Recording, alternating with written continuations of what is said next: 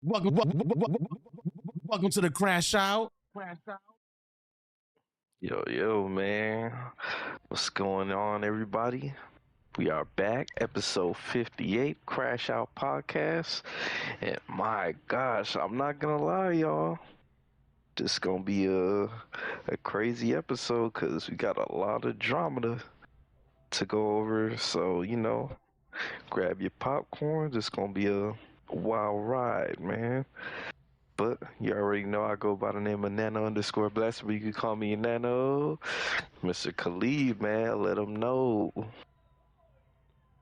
Yo, what's good? It's Caleb. Niggas don't know how to pronounce it. It's Caleb, black. Yeah.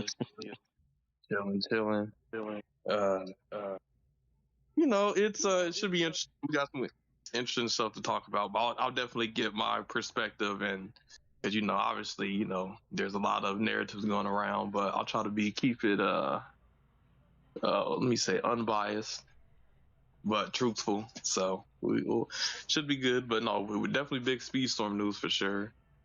But yeah, we're excited to get into it. Ooh, okay.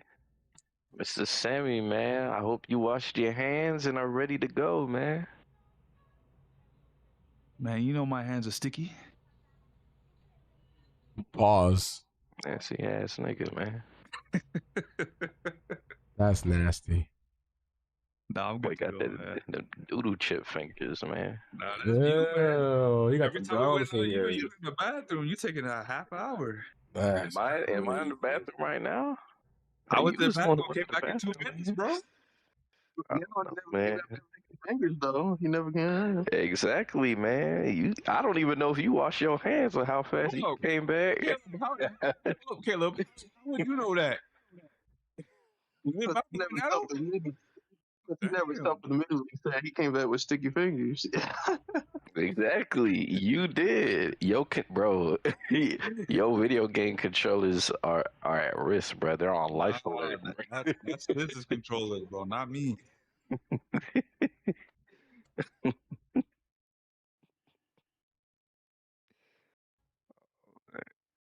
My controllers are the holy grail, man. I never let nothing touch them. Pause.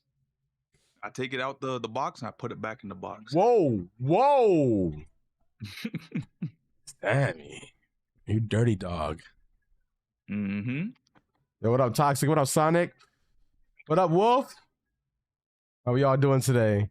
Well, without further ado, Good, everybody. we got the poppiest Speedstorm in the building right here, yo. We got a nice podcast for you. A lot of drama, a lot of big news, a lot of gaming stuff happened today. A lot of news happened this past week. So we're gonna get into all the news that has happened in the last 7 days. So without further ado, let's get on to this podcast and let's get on to what we do best, and that's welcome to the CrashOut.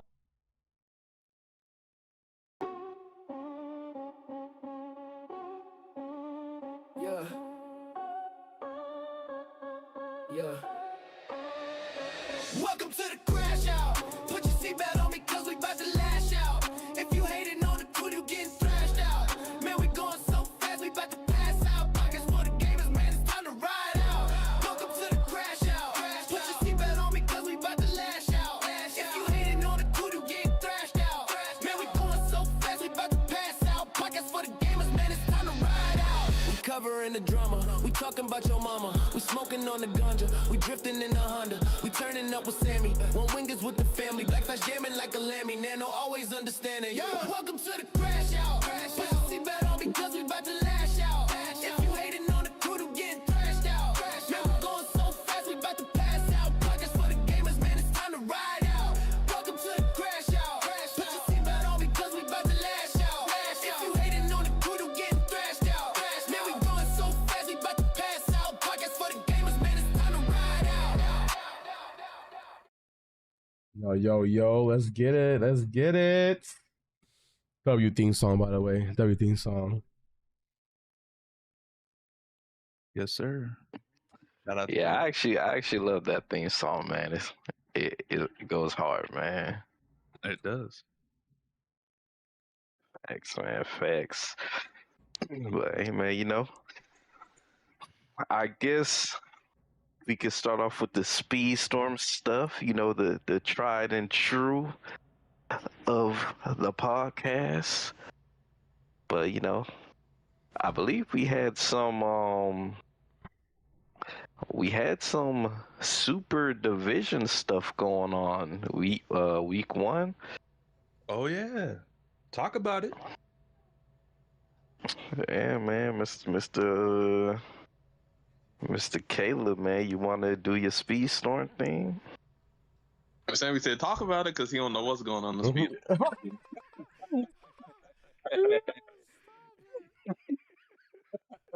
You can't even say CrossWorlds either because you don't know that about what's going on there either. Hey man, Dark Raiders is just taking up too much of my time. That's crazy. This man abandoned everything. All right, let's see. All right, so let's head to the website. You know, say it, and then we can get into the super division. I know Angel posted. I think y'all posted something in there, and then we got the picture of the results. Maybe that was in the what's it called? Well, I got it pulled up. It's on the website. All the results. Okay.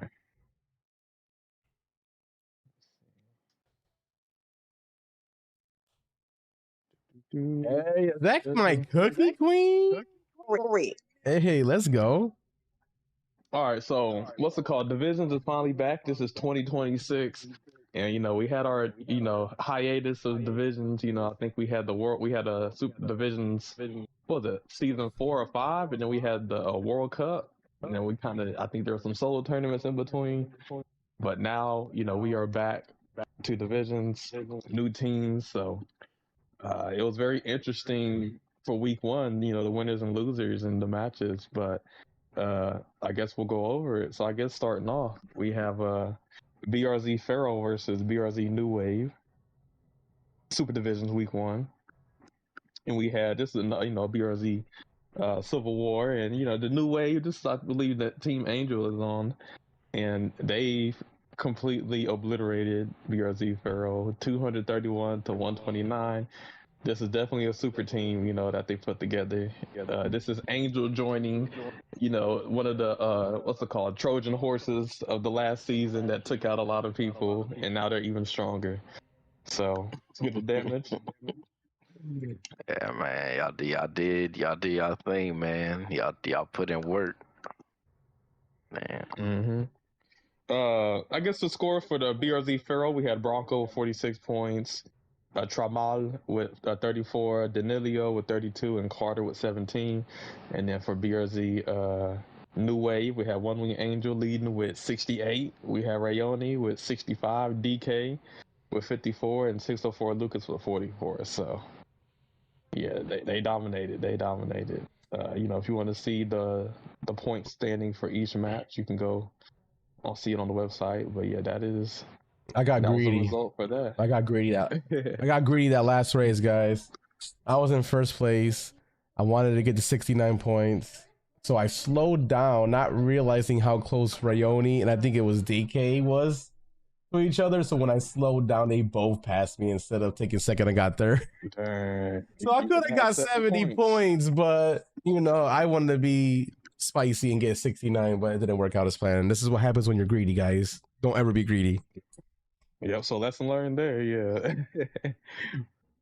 Yeah, you better be far ahead, because I know Wolf likes to do that. If he's far ahead, he likes to, reverse the car across the finish line. But when he be doing that, they be getting close to him. So you just gotta be careful. Yeah, I be kind of nervous when that happens, because what if you blow up and then respawn back further and lose a placement or two? It's almost like you have to practice. Man. You have to practice taunting. Be a professional taunter. No, I mean, Sonic, I'm being dead ass. You can rewatch the video. You can see me slowing down on purpose to try to get it, and I thought I got it. I got hyped, and I was like, no, I got passed by two other people. Thankfully, it was still my teammates. So, yeah.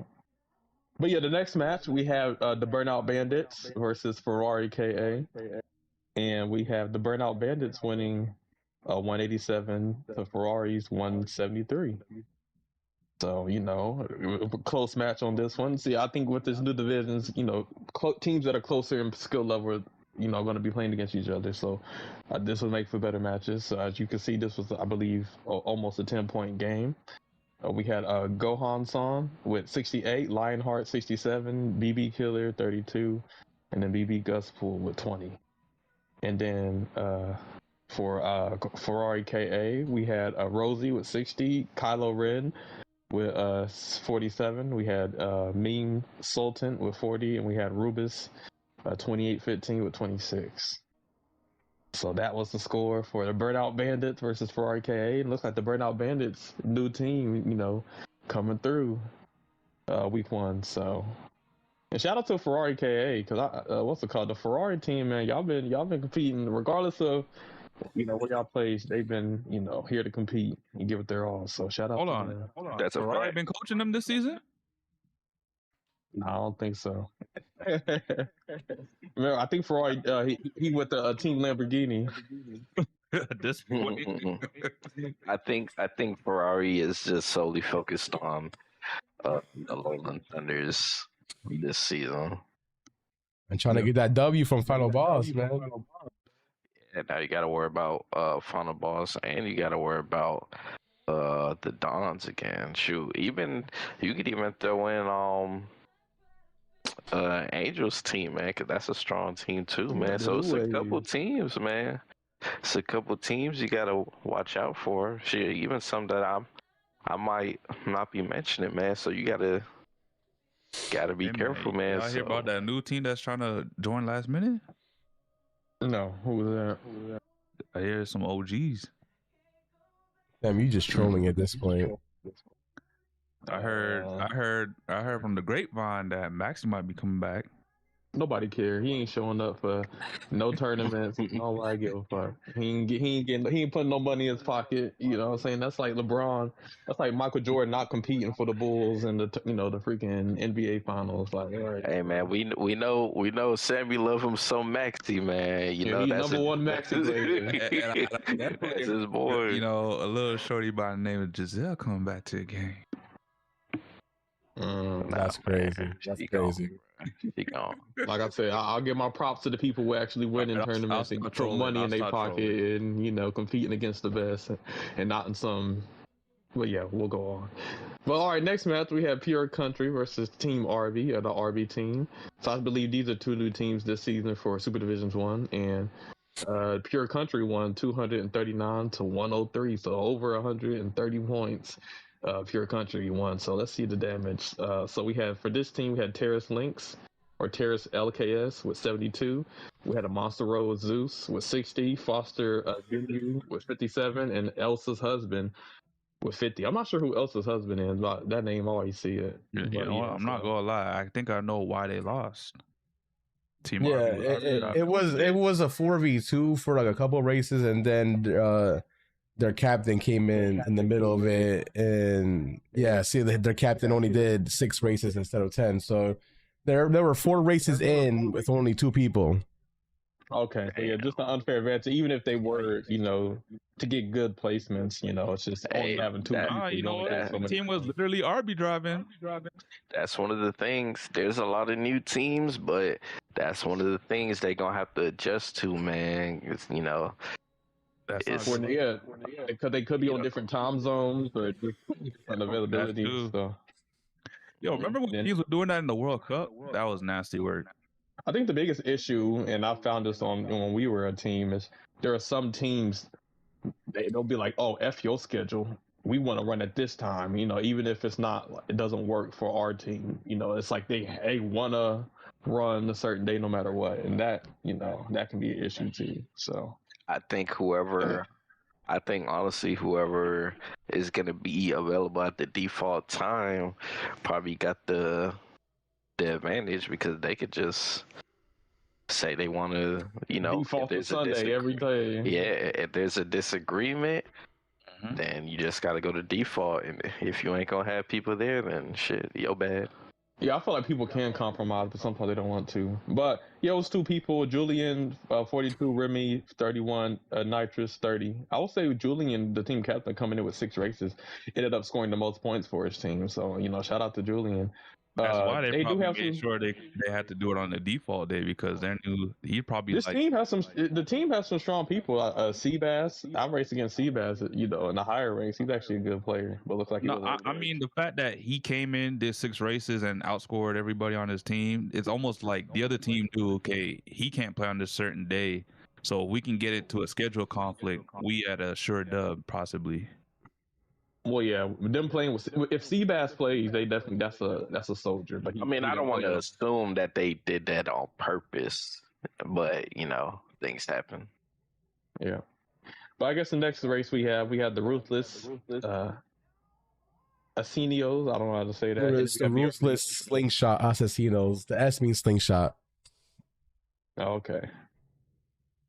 Assassinos. So we had the Ruthless Assassinos with 191, and we had BRZ once upon a time. Assassinos means assassins in Spanish. Mm-hmm. Oh. Okay, look at Sammy. He dating the Latinas. Hablo en poquito. Come on, man. Yeah. All that Latinas he been messing with, bro. He got a Spanish crispy, bro. Yep, all them Latinas you messing with, man. Hey. I will say, this is for Wolf. Chama. Man, that don't even mean nothing, bro. That's just fucking. Okay, I'm calling you a fraud. Portuguese. That means fire in Portuguese. I'm starting to learn up on my Portuguese, man. Bro, somebody asked, what's it called? Alex Fier, what does Chama mean? He said it don't mean nothing. It's just some gibberish I made up. Chama means fire. Chama means fire. But yeah, maybe he wasn't honest. But for the scores, we had PR Caldo at 65. We had J Dunk 57. We had Kelgirl with 46, and we had David John Wick with 23. So that Kelgirl finally joined the divisions and competed. Yeah, Wolf just called you out, Sammy. By the way, Wolf just called you out. He said Chama question mark. You understand me? It don't even mean nothing. It's just a word he made up, bro. It's just a word he made up. Hold on. I know you're not about to do that to me, Wolf. Is Wolf a fraud? Hey, anyone with internet can go look it up for themselves. Bro, Urban Dictionary, bro. I was told this from a Brazilian friend that I used to play. What? No, by a Brazilian friend. Oh, it's a slang term. Okay, no, he's right. I just looked it up. Chama, pronounced chama, is a versatile Portuguese slang term meaning flame, let's go, or call to action. Mm-hmm. I also know abrigado, so that's for you, Wolf. Okay. Hey, I got Wolf back. Okay. Shama is an expression that means let's go. I know go, it's late for you right now, Wolf. I got something else for you. Boa noite. Got something else for you, my guy. Let me find out Sammy's trying to go to Brazil. Sammy BRZ Sammy? Oh shit. The BRZ Hispanic women ain't enough. I mean, not the BRZ Hispanic one. I said the big booty Hispanic women ain't enough. He said, "No, I need to get into Portuguese. I need to go to the Brasilia." Yeah, your girl gonna be like, "Where the fuck you learn all that language?" Portuguese, yeah. What Portuguese chick you trying to get with? Damn. Yo, fun fact: this was Cowgirl's first division match though ever. Yo, Angel, give us the backstory, man. I know something kind of happened. Oh shit. Oh yes. So like, this Cowgirl wasn't supposed to race this race, but I didn't even know she was on the team. Yeah, she joined. They asked her. She said, "Fuck it, let's do it." And now recently, Sonny joined the team too. So now Sonny's in this team as well.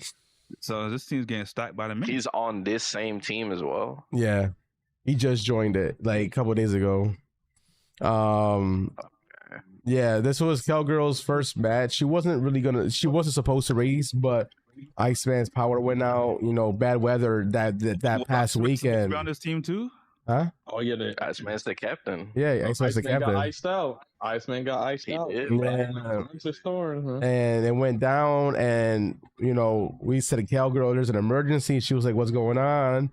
I was like, Iceman's power's out. So the Yadana player, she was like, all right, you know what? Let's do it. She popped up a stream. She wasn't even going to stream. This girl popped up a stream, did the match, and she got 46 points with no practice. Damn, that's pretty good, man. Now, I do have to ask the question. I know before she was against joining the division scene, is there She just anything felt like that she gave wasn't her a ready. change of heart? Yeah, she was more nervous and felt like she wasn't ready. That was one, but she did say, she did vent that there was a lot of stuff that also troubled her. You know, Yep, obviously she did things say that was that. going on with some of the people. Yeah.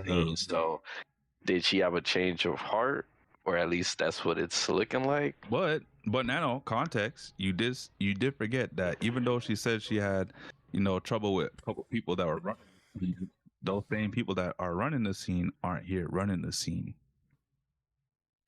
That's also true. I understand. I just wanted to know, like, And I think truthfully, she wanted to test her skills and see how she would do in divisions. And since might be the last division season, she said, fuck it, Really? why not? Yeah, if rank ends up, we're going to talk about rank here after the division talk, but if Wolf said if rank ends up being a really good competitive mode, this may be the last season of divisions. It depends on what the community wants. I doubt it, because no matter what, rank will not give you a divisions experience. That's what I think. I mean, that's also We'll true. see. That's also I true. will say, here's the thing. More casual geared towards, so I don't know. I feel like the reason division exists is because the initial quote unquote rank mode that we got, Right. didn't feel very competitive, and that's why we made our own thing. But I get where Wolf is coming from. Like if it truly is competitive, then I could see just people focusing on that versus what we create. Mark my words, there will be another division season, because one thing that Speedstorm sucks at is they never do well with their modes. Yo, let's not wish bad on the new modes that are coming out. I'm not You know what's wishing funny? bad. I just understand game law. Also, fun fact, Yeah. remember when Wolf told us that he submitted like his PDF about what he would do for a rank mode? Yeah, then he say they did like 90% of what he Yeah, asked. like 90% of that whole PDF document, because I read it, is literally what's implemented in rank mode. It's crazy. We got to see the execution, man. You That's know what we one of gotta the- see. You know what's funny? Remember when they integrated tournament mode, and tournament mode was not a tournament? First of all, Yeah, bro. we'll get into that after we go over the divisions. We'll get into it because we will go over the patch notes for the new competitive mode. But they don't understand words. I don't know if it's like a language barrier, but they don't know what a Grand Prix is. They don't know what a tournament is. They don't know what a time trial is. It's like everything by the wrong name. Game Law Barcelona? Yeah, they're everything they call is wrong. There's no way they don't know what a Grand Prix is. Apparently they don't. That shit started Apparently up in Europe. the thing they call tournament should have been called Grand Prix, and It should have been a but Grand Prix. Yep. No, I agree. I agree. That's not a tournament that we're doing. We're doing Grand Prix. We're Yeah. doing 4 races Exactly. to get the most points, to get to do what you got to do with to get the rewards. That's a Grand Prix. That's not a tournament. A tournament is Like different. I said, when tournament mode came out, I thought they should have kept that that score system, but had us all locked into a lobby, play those 4 races out, and then whoever won. But a tournament That's what we mode should gotta be a say. feature for private lobbies, though. An actual tournament mode with brackets and placements, yeah, that should be a fucking Yeah. thing in Speedstorm. That would make divisions, oh my god, spectacular. Bro, you know what's crazy? I used to play this damn 8 pool ball game on Miniclip back when Miniclip was a thing, and they had a tournament mode and it worked properly. Like, how is it that is this a AAA game at this point? I guess AA game. more like double A batteries. Yeah, but batteries is crazy. But how do you have a AA company with some cash? Mind you, they're not broke. Gameloft got money. How do you have some cash behind you to come out with a new mode and it's half-assed? Because if the sole point of a mode is just So you got to getting understand resources, something. that's all. You got to understand something too. A lot of the shit that happens in Speedstorm is not due to the developers. It's due to the suit and tie motherfuckers that don't know how to develop a game at all. but they're telling the developers what to put in the game and to what gatekeep and to what put on the cash shop and all that. That's not if the developers had the choice, I'm pretty sure this game would be a lot different. Let's be honest. Yeah, the monetization teams drive some of it. Yeah, the monetization. We'll get into that because I know a lot of people here, you know, they got a very strong opinion about Game Loft and rank being a money grab, but you know, that I will just leave it at that, and then we'll continue off. I'll believe it at this. Game Loft is a monetization company. This game is a gacha game. If y'all never played a gacha game, y'all are now being introduced to what gacha mechanics are. You guys always say this is pay to win, rank mode. It's all about a money grab. But if you played any other gacha game, it is the same fucking shit.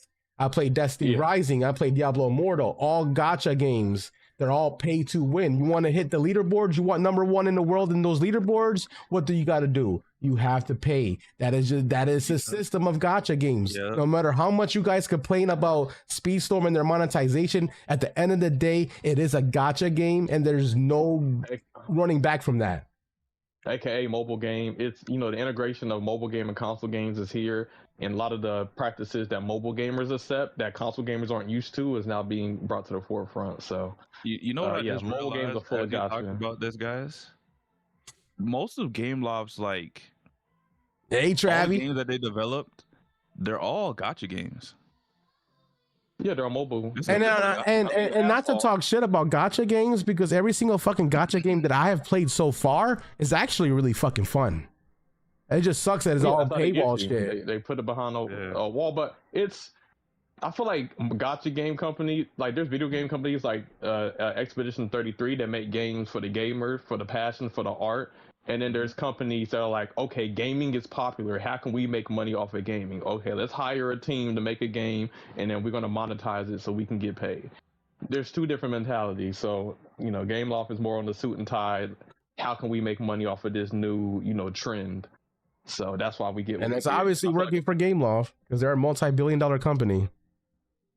Yeah, for, you know, it's Asphalt, because Asphalt was one of the, you know, when you have a what's called a smartphone, you want to go to the app store, you want to play a game. One of the first games that come up if you look for racing games is Asphalt, and it became a success, and they were able to build up upon that. So that's how we got. What we got. I did say when I brought up the Asphalt shit, a lot of stuff started happening in this game that were very similar to Asphalt. Yeah, because if it works for Asphalt, why wouldn't they try it here? You know. But it clearly, you Disney, though, like, come on. Look, at the end of the day, those Suantai people know what they have in their hands. They know Disney fans, and they know, regardless of how many people complain about pay this and pay that Disney fans at the end of the day are collectors, and they would pay to collect their favorite Disney characters in the game. And they will abuse that because at the end of the day, no matter what, I see my favorite character, Stitch. I'm gonna buy him at the store whenever I can, or Rapunzel, or I want all the princesses. Regardless of how much it is, if you're a hardcore Disney fan, you're gonna get it because that's what you want. Yeah, and Game Loft knows that. It's one thing to watch your favorite character in a movie, but to be able to like interact and play and control your favorite character in a game, it's a whole different experience. So yeah, people will definitely shell out for that. This is why people go to Disneyland, because they want to ride their, you know, themed roller coaster with themed characters that walk around the park. So, you know, you have a game with the themed characters you like. Hey, people gonna spend money. But that's not get sidetracked. We're gonna get into the mode. But 169 we have BRZ Aldever with 61, BRZ Mr. Mime with 54, BRZ Ketchum with 42, and BRZ Amy with 12. So that is that score. Shout out to the Ruthless. Shout out to Lowland. We have the Lowland Thunder versus Cartostrophe. Kind of like, I guess, a catastrophe, but with a cart. We had the Lowland Thunder winning 258 to 102. So that's like 156 point difference. The Lowland Thunder is freaking decimated the team. This is crazy. So for the Lowland Thunder, we have Ferrari leading with 69, Cedric with 65, Nalissi with 64, and Sandbox with 60. Goblin King didn't play this week. And then for the catastrophe, we had Rafnu with 34, the Stem Arc with 33, Tofi with 18, and Enzo with 17. So everybody on the Lowland Thunder got over 60 points. So still a very strong team, you know what I'm saying? And they're not getting any weaker. They continue to get better. I mean, when you look at the speed run challenge, you had some Lowland Thunder players in the top 10s or top 20s, and in solo tournaments, you see them in the finals. So Lowland Thunder is still strong and still fight. They want to win. They want to win one eventually. I feel like they've gotten the short end of the stick so many times when it comes to like the finals, but I feel like this time around they looking to do something crazy. So yeah, and Goblin King was supposed to play, by the way, but his power also went out. Bad weather. Like I said, bad weather was haunting a lot of places this past weekend. It happened to me. Yeah, see how it comes back full circle. Yeah, Crazy, man. You know what I'm saying? It happened to me. My internet went out because of some bad weather.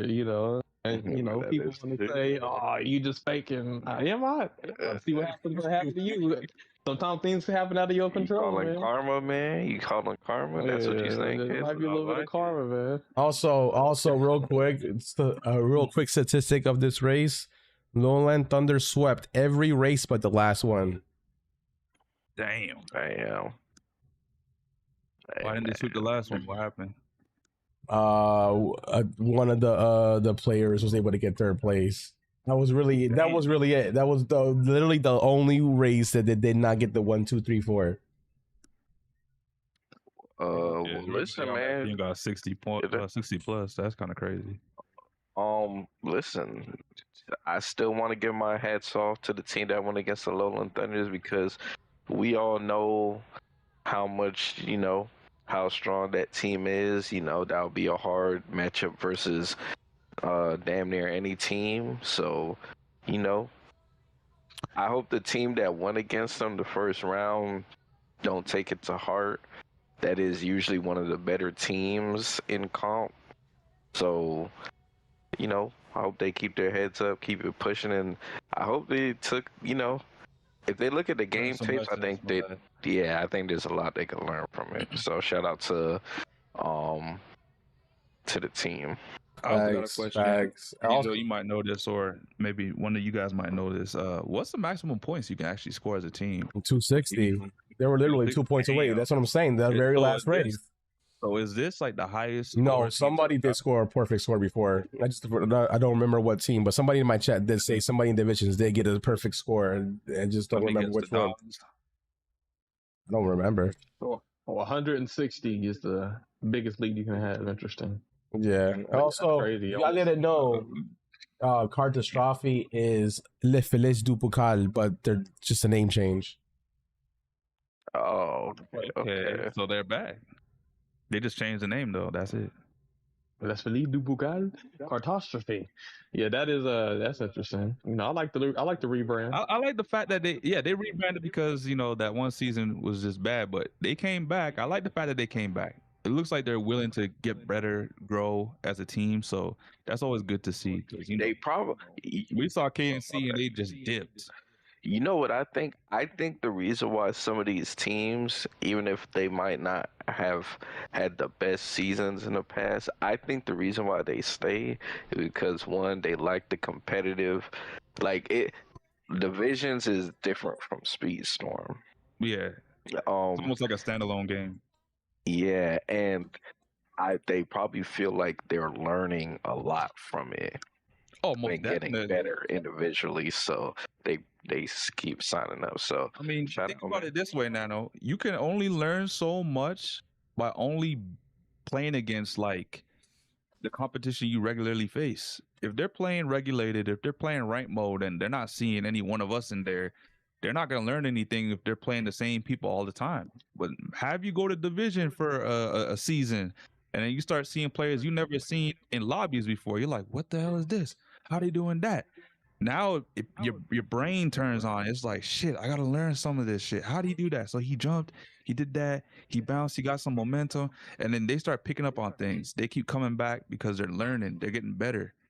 I think this is one way you can learn how to get better at the game. You pick up some tools because, like I said, if you're only playing a select few that you're always playing in the lobbies inside the official game, like you're only gonna learn so much until one day Angel pulls up in your lobby because he's streaming, and then you get blown away because this guy's like 200 miles ahead of you, and you're like, how? I beat everybody, but it's because this is the skill. I get the sentiment, but I feel like, you know, if you're a team and you're just getting cooked in divisions, I don't necessarily mean you're going to get better. You could continue to get cooked if you don't understand the mechanics. 100%. But sometimes people learn slower, Caleb. That's true. It could take them a while, but I think they keep coming back because one point, as Nano said, you know, this is giving them something they don't experience in the regular game. I think format. divisions I feel like it's more about competing against the best in competition versus learning. Because I mean, if you want to learn, you can just look up a tutorial or you know, like a mechanic guide. But it's so the reason why I say you got to remember, Caleb, you're still learning. When it comes to Speedstorm, there's not a lot of, other than like the division stuff that's on YouTube. There's not a lot of like there's not a lot of like people that talk about competitive stuff for Speedstorm. It's not like talking about competitive isn't learning mechanics. It's like Wolf, for example. He's came up with guides, how to rail jump, bunny hopping tutorials and stuff. That's how you learn. Like obviously, and then I guess the divisions will be put into practice. That just came out. That wasn't there from the jump. Yeah, I mean, I also got my videos too, and like, Yeah, I mean, there's people that's commented on my videos, and they're like, you know, I've learned a lot from watching your videos, and they want me to basically break down all the mechanics so they can actually understand why I do what I do. And then, you know, I will make that eventually after I'm done with my tech series, but I also point them out to Wolf because Wolf has videos that explains what I do and why I do it. And the problem is Wolf does his in Portuguese. Mm-hmm. So when people that don't speak Portuguese watch, you know, his tutorials and they go to the English AI voice, people said that shit turns them off. Like the way the AI voice like translate what Wolf tries to explain, it does it a very bad job. AI now? No, there's an actual like voice AI translator. Nigga just want to throw AI on everything now. There's always been giving this man PTSD. Closed caption. No, it's not closed. It's not closed captions. It's actually like covering up Wolf's voice when he's speaking in Portuguese, and it's like a AI voice saying it in English. I mean, hey, you want to? I don't see the problem with that. Like, it's because it's not doing it right. That's why it's mistranslating, and it sounds awful. It really does. All that, like, we got to really think about it. Like, when this thing really started taking off on like social media, and I mean like YouTube, there wasn't really much videos out there apart from time trial tips that were given out by like GQ and others. And like apart from that, the majority of the content that was made was like either random content or it was either from Skyline or a Poppin'. Now that those two aren't really doing Speedstorm stuff, you got Angel doing tech videos, you got Wolf doing tech videos, you know, but in that time, a lot of tech has been learned by like the competitive scene, and the vast majority of the casual player base that plays don't know about this. So yeah, they're starting to, you know, stumble upon this and starting to realize, oh my God, there's another level to my game that I can unlock. I think this is the reason why more people are coming out in droves and trying to, you know, put their name in the hat to come out here and compete, because like I said, you can only do and learn so much by playing casuals in the game. You're also gonna need the want to learn as well, because there is people, I've seen people on Facebook groups about Speedstorm. I'm in Speedstorm Facebook groups, right? And there's this one guy that literally stated that all the PC players, they're not going to be able to beat because PC has an advantage over controller players and console players. And I'm just sitting here in my head, I'm like, do you not know Wolf plays on a controller? Toxic plays on a fucking console. Dino plays on a console. These are top players. What the hell do you mean that console players can't be good in this game? They can. They have an advantage. I think that's They just do have an people advantage, using though. an excuse to why they're not Yeah, as good. they're And, better at the game. well, I don't know, because you got to remember when it might not. So, at least from what I can remember, it's not as much of an advantage as it could be made out to seem. No, it is. It's a more precise input. Yeah. It's just certain players on controller just understand the mechanics better and are able to exploit it better. But if we're just talking about pure inputs and Yeah. what's more precise, Well, it's I'm talking about players that have used both. So, from what I remember hearing, is that on maps with a lot more turns and curves, controller feels better, but more straighter maps, mouse and keyboard feels better. Because Is that why? remember on a controller you have more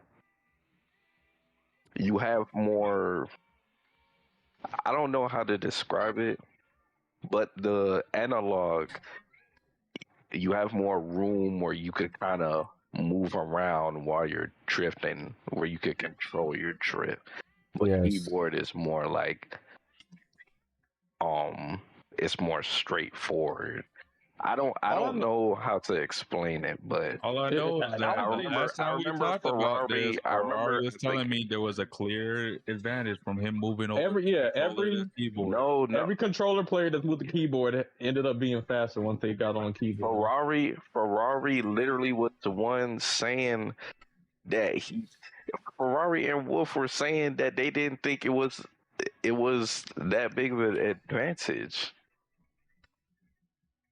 I don't know about that. I don't know. When it comes to Ferrari said time it was trials- taking some time to get comfortable to the controls, but I know he said there was a clear advantage. There's been lots of people that they did the time trials on controller, then they did the time trials on keyboard, and once they moved the PC, they were doing faster time. Toxic. Tell us why you think No, controls they're- better.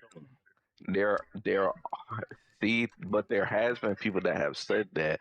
But then I remember clearly that Ferrari came, and I remember Ferrari was I don't want to say he wasn't making a fit about it, but he was really trying to get it, kind of get it through to us that it's not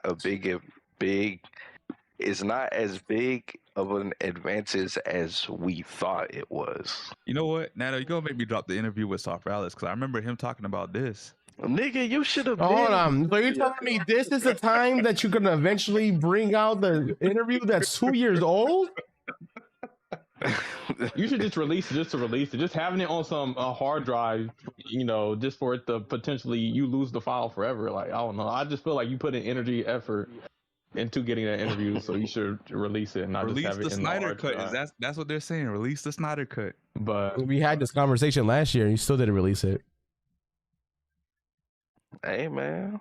all I'm saying is, long story short, I don't think just getting cooked it means you're going to get better at the game.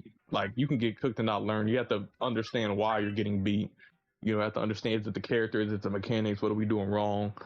Like, I feel like there are some people they join, and just because some skilled players, just pass them up doesn't mean they're getting necessarily better. If anything, That's it might true. discourage some players. It just depends on your attitude towards it. Toxic said drop the vid now. He ain't dropping that shit, Toxic. He gonna leave that shit in the hyperbolic time chamber. Yeah, bruh. that shit's never gonna see the light of day. We're never gonna know what the fuck Safrala said or nothing. That's And that was a good ass interview, bro. That's just why you gatekeeping the community, Sammy? Bro, he low key gatekeep. He gatekept like a couple interviews, low key. Hey, Yo, guys, I'm going to open up a petition, and we can all sign it, and I'll send it to Sammy. that's crazy. Yeah, yo, Nick, he has yet to drop it. He even got our shit, bro. He didn't release our interview either. We're talking about the interview with South Frellis because he was talking about how South Frellis was talking about like the keyboard compared to controllers on Speedstorm, which none of us know about because we didn't get to hear it. Sammy. But I guess, to wrap up the last two team scores, we have the Late Borns versus the Dons of Speedstorm. See, Wolf just Which did is defunct it right here too. Wolf said I have a high-end magnetic keyboard, and for sure I can be a little bit faster if I use it. But if you have a good joystick, it's just as good. Joystick is more comfortable for him. It's all about preference. Yeah, if you're used to it, yeah. And the issue with controllers is eventually controllers get stick drift. You don't have that issue with keyboard. So but keyboard keys get sticky. Just saying. That's true. Hey, shout out to that means you need to quit eating peanut butter jelly sandwiches over your keyboard. And yeah, but just wash your hands when you finish with the bathroom. Sammy? Yeah, I know. Sticky fingers? Half an hour shower? I don't know, man. You were the one who said you had sticky fingers. You said it. Hey, I was just joking. Oh, now you joking. All right. I don't know why my keyboard's sticking. But hey, we got the Late Board 142. We got the Dons of Speedstorm 218. For what's it called? The Late Born, we had Maisie with 40, the real special one with 40, Sons with 34, and Seymour with 28. Okay, so Seymour is entering the competitive scene. Okay, good to see. And then we have Toxic leading his team with 71. I believe he scored the most points so far. We have Dino with 58. We have Falcon with 51. We had Tom 4K with 20. And we had KH Fan with 18. Hold on, was Crusher not playing in this season? No. I don't know. Damn. I don't think so. I think Crusher retired. I don't think he's... I don't know. He didn't. Maybe he didn't sign up, but... The Dons Speed, so that is a steroid team as well. Toxic, Dino, Falcon, Tom 4K, Tyap, K8. So they coming in, they trying to do something. A lot of experienced players, man. They said Brazil. Watch out. They coming for the dub, man. But there's another. And last but not least, we have BRZ Final Boss, 252. They almost got a perfect score, off by 8 versus 108 Union Jack Arrows. And then for BRZ Final Boss, we had Rugal with 70, Wolf with 67, Valak for 63, Hayes with 52, and then for the Union Jack, we had a Galvanator with 38, a Three-Headed Monkey 31, Phoenix Evolved with 22, and Turrets with 17. You know what? I kind of know who's gonna face each other next week. Yeah, man. BRZ and Lola. People don't really talk about it that much, but Rugal actually might be a top 10 player for sure, bro. What? Didn't we say that before? Not a lot. People, when people talk about the top players, they usually talk about like Wolf, Ferrari, Toxic, Falcon. No, we mentioned Rugal. I remember when we did your list and Angel's list, we mentioned Rugal a good amount of times. I think in order to do another top, at that point, maybe 10. At that point, to be honest, we had Rugal over Wolf. I don't know who was in the top 30 at that point. Who was we? Who was we? No, Nano. I don't. If that's the case, it would have to be because Wolf was playing Brawlers at the time. Let's just say there definitely if there needs to be an updated list, because I feel like I said the game's evolved, players have gotten better, players have gotten worse or stagnated. Are y'all gonna make it? Because me and Angel made ours. Yeah, Caleb, I retired, so. Hey man, if I were to do it, I would go based off of numbers, just straight off of the most recent tournaments. Like it's basically calculating all of the tournament results, the aggregate, and then putting a list based off of that, not based off of opinion, just based off of results from solo tournaments and stuff like that. Time trials like the speed run challenge. That's what I'll go off of. But maybe that's something I can do. But like I said, yeah. We'll see. Oh, and actually, Sammy, that was a lie you just said. I did not have Rugal over Wolf. I had a Wolf over Rugal. I just checked. So you just talking out your ass. Yeah, you gotta double check yourself around Sammy. He gonna throw a monkey wrench in there. Let me see them receipts now. He be gaslighting. You definitely tried it with that one. We definitely did. Look, it's gotta be Angel's list then. My list has Wolf in the top 10. Yo, be saying shit. Like what? I think I think Sammy's talking about his list that has not been publicly made yet. I think that's what he's talking Yeah, about. he probably projected. Wow, this will be finalized, remember? Damn, Kayla, you right, man. You definitely gotta check Sammy, bro. He's saying shit. Sammy's a troll, okay? Now, for next week, or this upcoming weekend, we're going to have Lowland Thunders versus Final Boss. We're going to have the New Wave versus the Donta Speedstorm. Late Born versus Pharaoh. Burnout Bandits versus Ferrari. UJA versus Catastrophe. BRZ Once Upon versus RB Team. And then Pure Country versus the Assassinos. Wait, let's hold give on. a quick let me guess prediction. Did the team that Lowland and Final Boss face, they're not facing each other next week? They are. It's UJA versus Catastrophe. Okay, I was about to say. But I guess let's give our, The lowest scoring teams. That should be a good match. Yeah, let's exactly. give our predictions, man. I guess for Lowland Thunder versus BRZ Final Boss, I'm gonna lean towards Final Boss just because they are like kind of like the chance, kind of like they're the team to beat. So Okay, so Yeah, I agree. I agree as well. Pretty Final much. Boss. I think the last couple of times they played them, they ended up getting the W. Final Boss till this day is still undefeated. So, I mean, betting odds point to Final Boss. But Lowland Thunder, this might be their strong. It's like every season they get stronger, or they have strong people. So I definitely think they could upset. Yeah, they definitely switch can. the power dynamic. Yeah. I mean, they got Cedric. I mean, as much as Nell and Cedric say they're washed, they're nowhere near washed. So, like, Yeah. they got a star-studded team. Still think Cedric and Alyssa are still some of the best players in the game, man. I think so too. I mean, look, you barely see Cedric play Speedstorm, but that motherfucker was a top 20 in the time trials for the speed run. Barely played Speedstorm, That's a fact. and then he got that top time. So put it that way. Oh yeah, guess what? Yeah, I got top 35. Hey, that's good. Hey, it's so crazy, Caleb. A lot of people couldn't get your time, bro. There's a lot of people who, if they tried it, they wouldn't be able to get what you got. And I couldn't get the top 10 times. I'll try, but I can't get the buddy hopping down. I'm good. But I'm proud of my time. Even though I didn't win nothing, I'm happy with it. Sorry. Oh man. But Man, it's I don't know who I got for that race, honestly.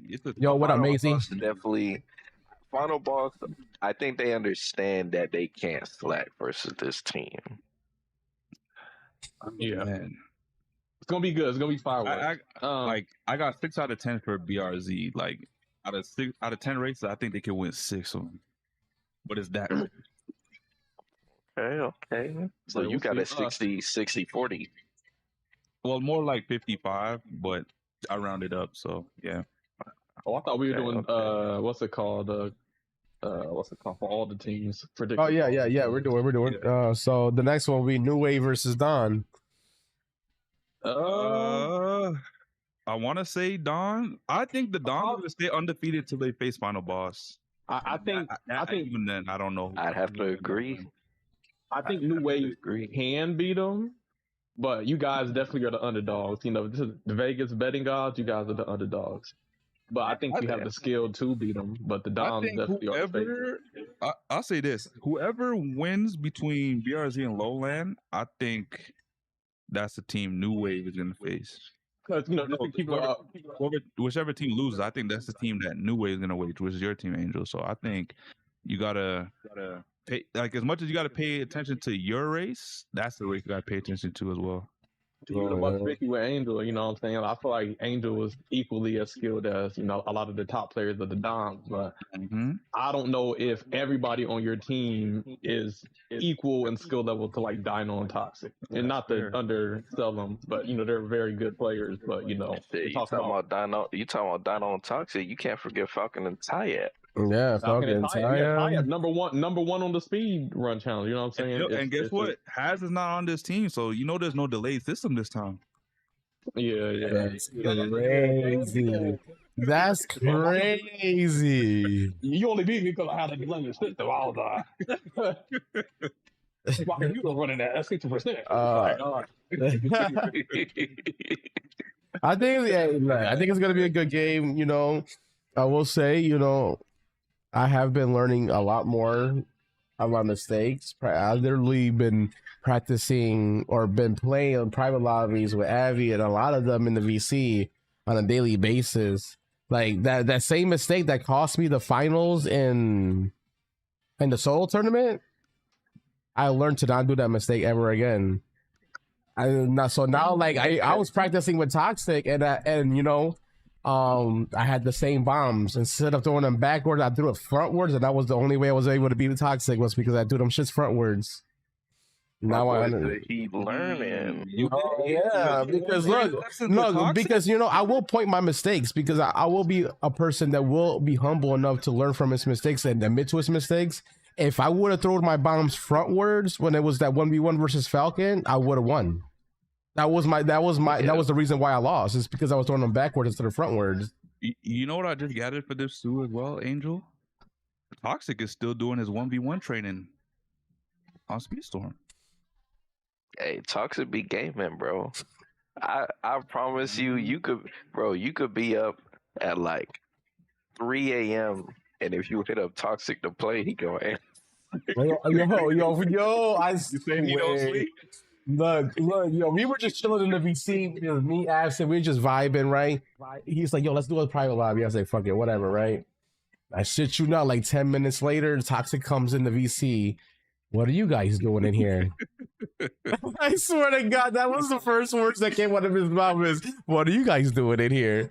And then he peeped the private lobby. He's like, oh, you guys are doing privates. I swear to God, private lobbies is like a mating call for these guys. I swear to God. As soon as a private lobby is open, it's like they sense it. Their spidey senses be tingling. The best thing Gameloft did was give a little bit more stability to the private lobbies. Because the private lobby used to be bad. But now we can do that. Ooh. I guess to move on to the next team, the late born versus BRZ Feral. I'll probably give it to the late born. You think so? Yeah. Macy's team is really good. Macy got RSO. He got himself, which is a really good player. Sons is a good player. They got Romanja. I mean, that's a World Cup season 1 winner. You know what I'm saying? Shout out to the boy Romanja. And then who else did he got? Seymour. Seymour's a great player for his age, man. This kid is like what, 13, 14 years old? Hold on. Did you just say that Cam's Turbos has a rival? Seymour's a savage. There's no rivalry. Cam's Turbo doesn't play, so there is no rivalry. It's not. Cam's Turbo pulls a maxi and leaves. And then Randy. I don't know who Randy is, but they also have Randy. I don't know who Randy is, but they have Randy. That kid Cam's had a lot of potential. But no, Seymour is definitely probably one of the youngest good players that I know. I don't know how young Cam's Turbo was, but before. Yeah, he did. He was pretty good. Yeah, Seymour knows his shit. He knows the bunny hops. He knows the slingshot. Seymour doing some tech videos as well. Yeah, he's still doing it as a series, which I kind of like. And this is why I didn't do the series. People want me in my YouTube to do these same videos where I run rank with one character, and I'll literally do commentary and explain why I do this, why I go this route, why I use this ability, why I hold this ability. Basically, a commentary of a play-by-play what I do in rank lobbies for each character. But I don't want to do that because Seymour did it. You know what I'm saying? Like I don't want to feel like looking like I'm taking ideas away from people when I'm not. It's just that's what the comments I'll be getting on my YouTube channel.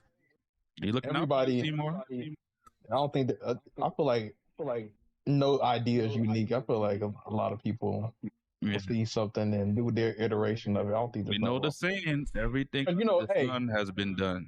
look at freaking Sonic CrossWorlds. You know, Absent and me were the only ones doing a certain build, and everybody wanted to copy. And then there was a new build, and Yep. everybody copied that. So can we say, oh, nobody else can use our build because we're the ones who originated it? Mhm. So, I I mean, needed you the know, Silver Surfer build, and then everyone started using Silver Surfer. there might be Caleb told certain me, I was like, insights. damn. Yep, there might be certain insights you have that somebody else doesn't, even with the same idea. So, you know, I would say maybe, you know, I would say experiment as much as you can, you know, with certain Yeah. videos and see what people rock with, man. Not that, you know, I get it, you know, the whole, you know, content creator not trying to steal. I get it, but Or y'all could I do a get what you're collab saying. video together. Yeah, maybe a collab, who knows? But you know, I mean, like I said, you know, I'll just talk. What do they call it, cryptic? But you know, niggas have stolen a lot of shit from me. So I mean, no look, loyalty to niggas. Caleb caused drama in the Sonic CrossWorlds community, and in the first tourney because he was basically doing the build that everybody hated, but yet everybody copied. And I just don't understand. I don't understand that fake shit because why would you talk shit about somebody's build, but then you copy it? They were hating on this man for like the first 2 rounds. Then when they realized he was winning, everybody in the Yo. final rounds doing that same build. My man, Caleb, a hate master, bro. He a hate magnet. Crazy. You know what I mean, Caleb? Hate is my motivation. Yeah, so I was just gonna do what I do. You know what it is. You know what it is. You know what it is, Caleb. And I would keep it 100. The reason why niggas hated on you for that build is because they couldn't come up with it themselves. Facts. Mm. Remember the no acceleration build or the no speed build, and people were hating on that guy, and then everybody started using that build and seeing it was decent. Mm-hmm. But if they can't come up with the idea themselves, they're gonna hate on you. Shout out to the late born and shout out to Seaborn. I guess for the next you know, race prediction, we have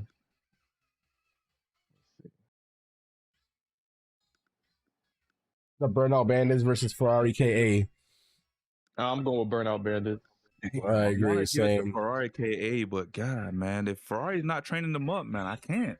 Kel girl gonna go crazy on them. She gonna score like 65. No, wait. Burnout Bandits is not the Cowgirl team. That's not her team. No, that's the one with Foster, I believe. And no, wait. She's No, it's not. No, it's not. Ones, yeah. This is Lionheart and Gohan-san's team. Yeah, so Burnout Bandits, I think they got it. Yeah, I think they got it as Wait, well. who's on Burnout Bandits? Gohan-san, Lionheart, the BB was a killer, some killer, and BB like Gooey. Baby Killer. BBL. BB Killer, BB Killer, and then BB Guspool.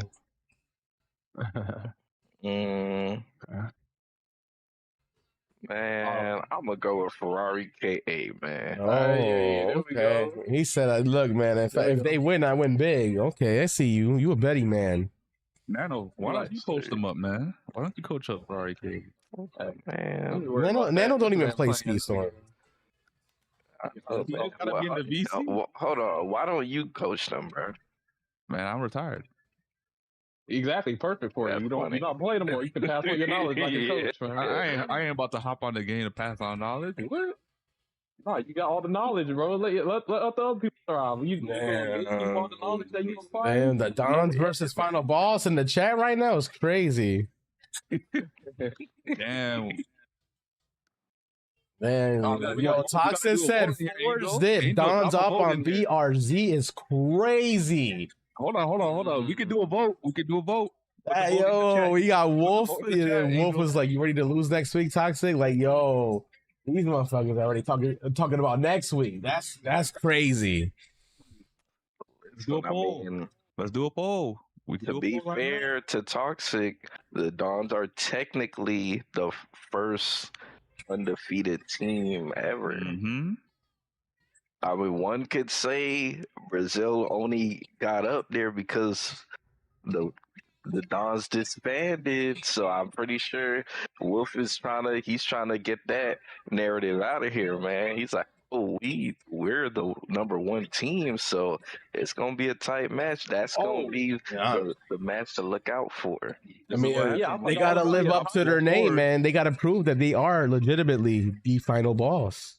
I'll say this. Are they the This is same literally- final boss without Toxic though? 'Cause, you know, they were. Yes, they are because I mean obviously with Toxic they're a stronger team, but even without Toxic, they were still winning. They were still winning division. That's a fact because Rugal is a good player, Wolf is a great player, good player. You know, Hayes is a great player, and so was Nunn. Like the original four, they were all good players. I'll Yes, say this. sir. This is literally the saying of an unstoppable force meeting an immovable object. That's true. That's true. Yeah, we gotta I put don't this to know, a poll man. in the chat, Angel. We gotta put this to a poll in the chat. I want to see what people are going. Bro, I don't even know how to do polls in YouTube.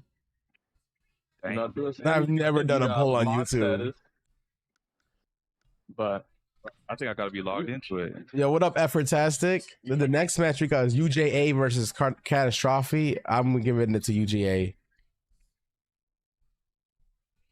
I will also give it to UJA. UGA. Then we got BRZ Once Upon a Time versus RB Team. I'll probably give it to BRZ. Yeah, You know, RB I team, think they I'll gotta give it get to more than two BRZ. players. Them BRZ training sessions are crazy. And then last but not least, we got Pure Country versus Ruthless. Whatever that Assassinos. Assassinos. Click on that. Who's on each team? Yo, Sam, you're gonna have to teach your voice, Caleb, how to say some Spanish words. You know, you might have to like give him one of your Latinas or something. You know what I'm saying? Yeah, you gotta let him your girl, bro. You gotta let him. Whoa. Whoa! I said one of his Latinas, not his girl. That's crazy. Adam 22. What's this? White Hey, Squad? what's the- Nettie now? The hell you think? No, Toxic's not even. Toxic is not playing this week. Damn. And you know what? I changed my vote. It's definitely going or leaning towards BRZ at this point. That's crazy. Toxic. You really gonna let the Dons take their first L? It's O versus O. It's a boxing match. So you're telling me you don't have faith in Falcon, Tyap, and Dino? That's only three Nah, people you mentioned. Who's the need fourth? four, bro. You need four. And if it has, it's a delayed system, so definitely no faith. He said no has. As isn't on the team now. Wait, so H-Man coming through for him, you know? I mean, listen. Shout out to Tom 4K and KH, but you need a top 10 player, bro. You don't play BRZ this week? What are you talking about?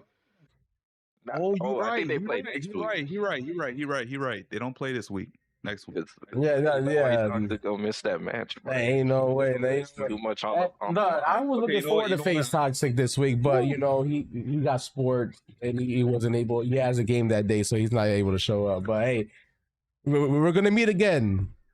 You know, duplicate matches can happen this season in division. So Shit, you know what? This might be in your favor, Angel. my favorite. I guess Yeah, if Toxic's not playing, this might be into y'all's favor. I mean, you still got three. I mean, yeah, you got three, but technically now the Infinity Gauntlet isn't complete. They're missing a stone, so you got a chance. That's just crazy. I'm sure they've been training up KH, and Tom 4K is not a bad player. yeah. So it'll be a good match. I think it's still even without Toxic because their team's just strong regardless. You know what, Angel? But I'm giving you guys a slight edge. I will say, I guess just to wrap this up, Pure Country and Ruthless Assassinos. I'll probably go with Ruthless. You know, that's Who's my on Pure prediction. Country? I Foster, don't know none of these Terry, people. Those are Garrett, new. Elton's Okay. husband. I've seen some of these people. No, Zeus is on here. Zeus Zeus is good. Montrose is good. Terrace is good. Denu is good.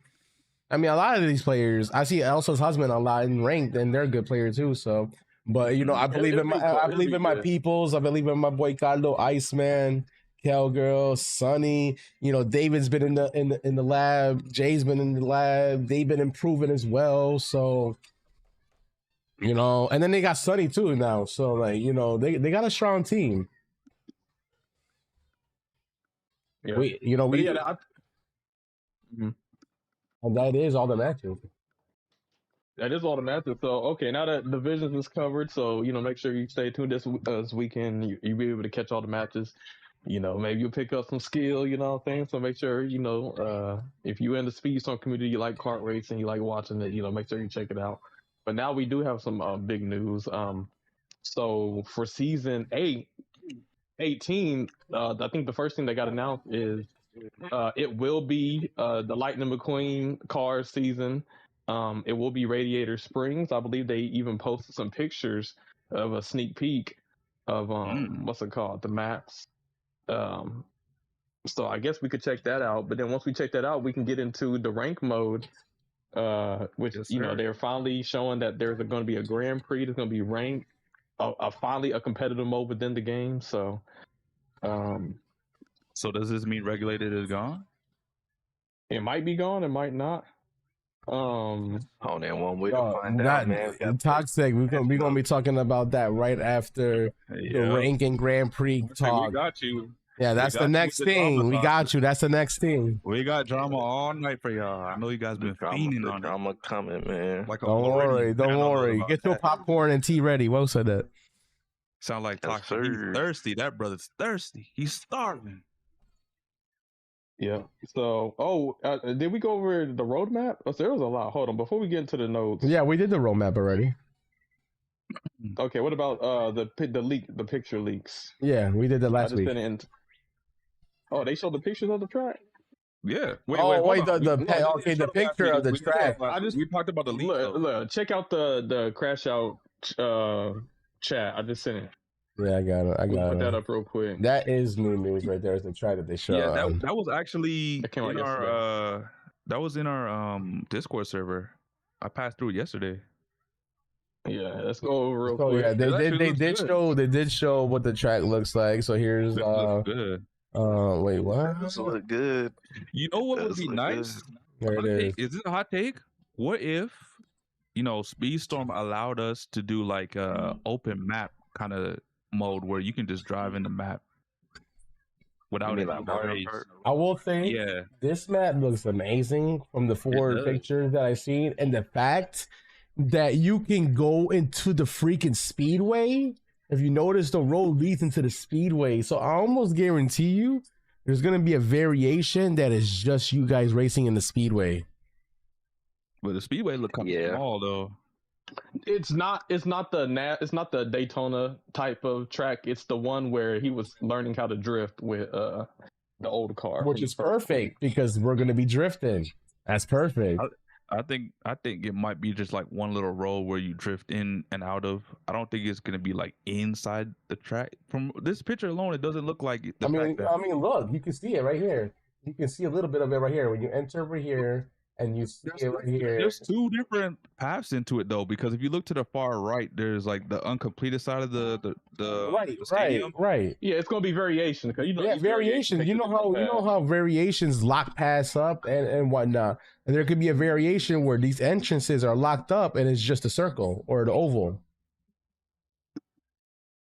Yeah. You think it's gonna be a big oval though? Well, I mean, we'll find out when the season comes out. It's not like I say. It's not gonna be the big oval like the Daytonas because this is like it looks like the smaller version, like a dirt track. Look at how good this Yeah, I town get looks, that, though. Look but- at how good the Yeah, town but looks, that's bro. why I asked y'all. Do you think they'll ever like implement a mode where you can just drop into an open track and you can just drive around it, and like your friends That would can be hop like into a- the like a lobby and free- do that? Yeah, I like can see them free add that in roam. the future.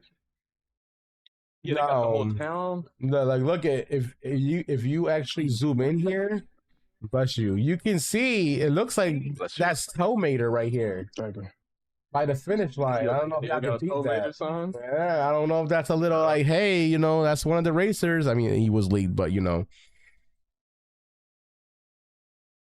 You can see Think it's that. the Jackson Storm. Oh yeah, that's him. Yeah, he's at the start line. Yeah, I didn't realize that. So that just, I guess, the scale of it. Yeah, You know, they got the, it doesn't look like a car. It just looks like tomato. Hold on. If that's the scale, go back to the stadium. Go back to Because the if that's stadium. Tomater. Yeah, go back to the stadium because if that's Tomater, I was thinking Gas station. There we go. What were you thinking?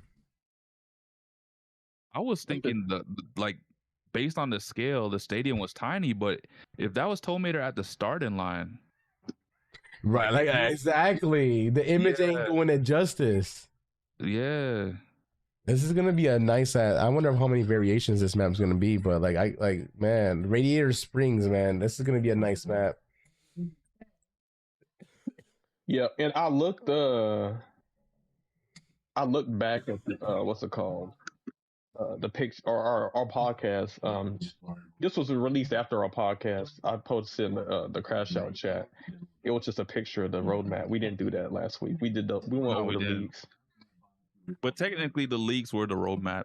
Like Yeah, but we can go over the official one real quick. It's did I post it? Yeah, yeah, yeah. This is the league roadmap, which I mean, this is the official roadmap, but the leaks, the leaks were pretty much were I think accurate. low-key, this could be one of the biggest maps in the game, like nightmare type map where you can like, No. drive across the whole map. There's an update to the leaks, though. There is an update to the leaks, and it looks like Chernabog, that was supposed to be the mid-season racer for Peter Pan, has been replaced with Merida from Brave.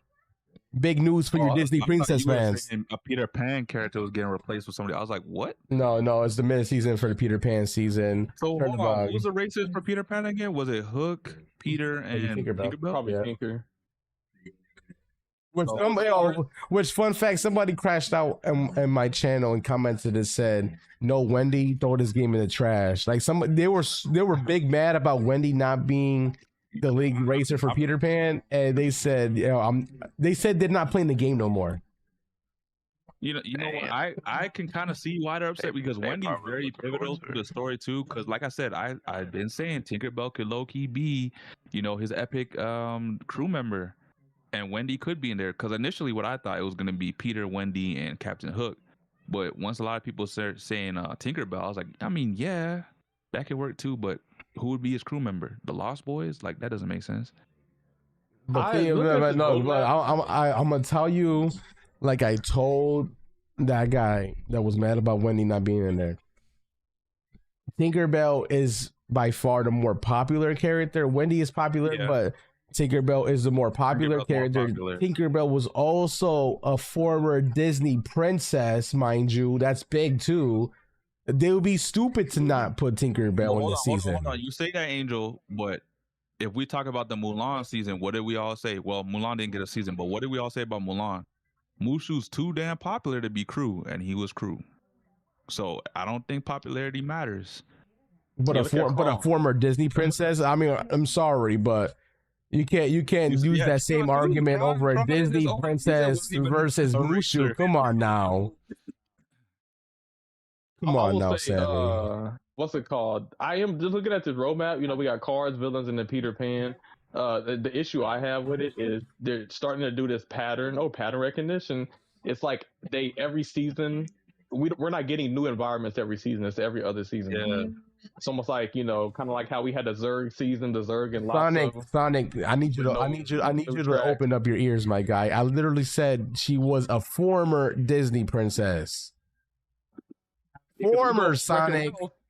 Yeah, if we go off a Wreck-It Ralph movie, Tinkerbell was not in the little girls club that they had with all the princesses. She wasn't there, so she lost her princess status, unfortunately. But the villain season, we'll probably get Syndrome some others, but there's no right. Hold on, okay. That's unfortunate. Hypothetical here, right? Let's say Disney and Mario did a crossover. I'm gonna use this against you, Whoop. Who are the three racers? Is it Mario, Luigi, and Bowser, or is it Peach, Mario, and Bowser? It's just what whatever agenda they want. If they want female, if they want female characters for like the girls or just for more diversity, they'll go with Peach, Mario, Peach, Bowser. But if we're talking about popularity, I think Luigi's more popular than Princess Peach. You see that right there, guys? And let me expand that for you. For anybody that tries to fight me when I say Tinkerbell was a former Disney princess, okay? You see this right here? What does this say? Former Disney princesses. Do you see that name? Tinkerbell. Although Tinkerbell was part of the princess lineup when it launched, she was removed in mid-2004 because of her lead role in the Disney Fairies franchise, which launched in 2005. So up until 2004, Tinkerbell was an official Disney princess. Yeah, I could see her being a lightweight. She'll be a lightweight. But I actually hope she's a driver. Well, no, she is. Yeah, I think so. She a lightweight for sure. I think Wendy might be his epic then, if that's the case. Could be, or she could be a mid-season. But she could be mid-season. But like, yeah. So I was gonna say, who else would come out in that season to be a mid-season? But I guess just her. We're missing Raya. I guess we're missing Raya. We're missing Merida, which is like I said, the new change leak. Merida will be coming as a mid-season. I think she's gonna be a lightweight. I think Peter is gonna be a Tiana, midweight, though. which is rumored to be season 21. Tiana, Princess and the Frog, is rumored to be the season 21.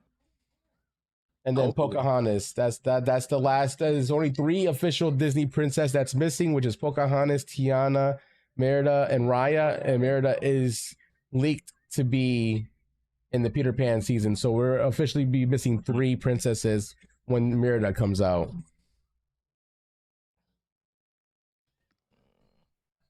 Who do you say was left? Pocahontas, Tiana, Merida, and Raya. That's crazy. They put the black and the Native American princess at the back of the bus. They said, "Nah, we gonna put all our other princesses first." Hey, the back of the bus is the best place to be at, man. They said, "Hey, what comes out first? Princess and the Frog or GTA 6? What comes out first? What do you think happens?" That's crazy. I don't even know at this point if you say it like that. Yeah, I'm being a little extra, y'all. Princess, which princess is that? Princess Ada? Is that a? Well, she's not an official princess. I think she's like is she like an unofficial princess? There's so many of them. There's like unofficial princesses. I grew up on Disney, but I didn't follow Disney after like a certain age, so you guys are gonna have to help me out here. So all right, so guys, the last thing we gonna talk about. This is the new competitive mode. It is, let me see, Disney Speedstorm Season 18 new features, ranked and Grand Prix. Hey Speedsters. I don't know. Hey Speedsters, with Season 18, we're introducing 2 new features, ranked, a new way to compete with other players, and Grand Prix, a new type of limited time event. We prepared a summary of these features for you to get ready. So there's ranked. What is ranked system? Ranked is a ladder type system that ranks players based on how good they are in solo multiplayer. So glad this is solo and not teams. You get points when reaching the top 3 in a race. Winning with higher NPR racers will grant you bonus points.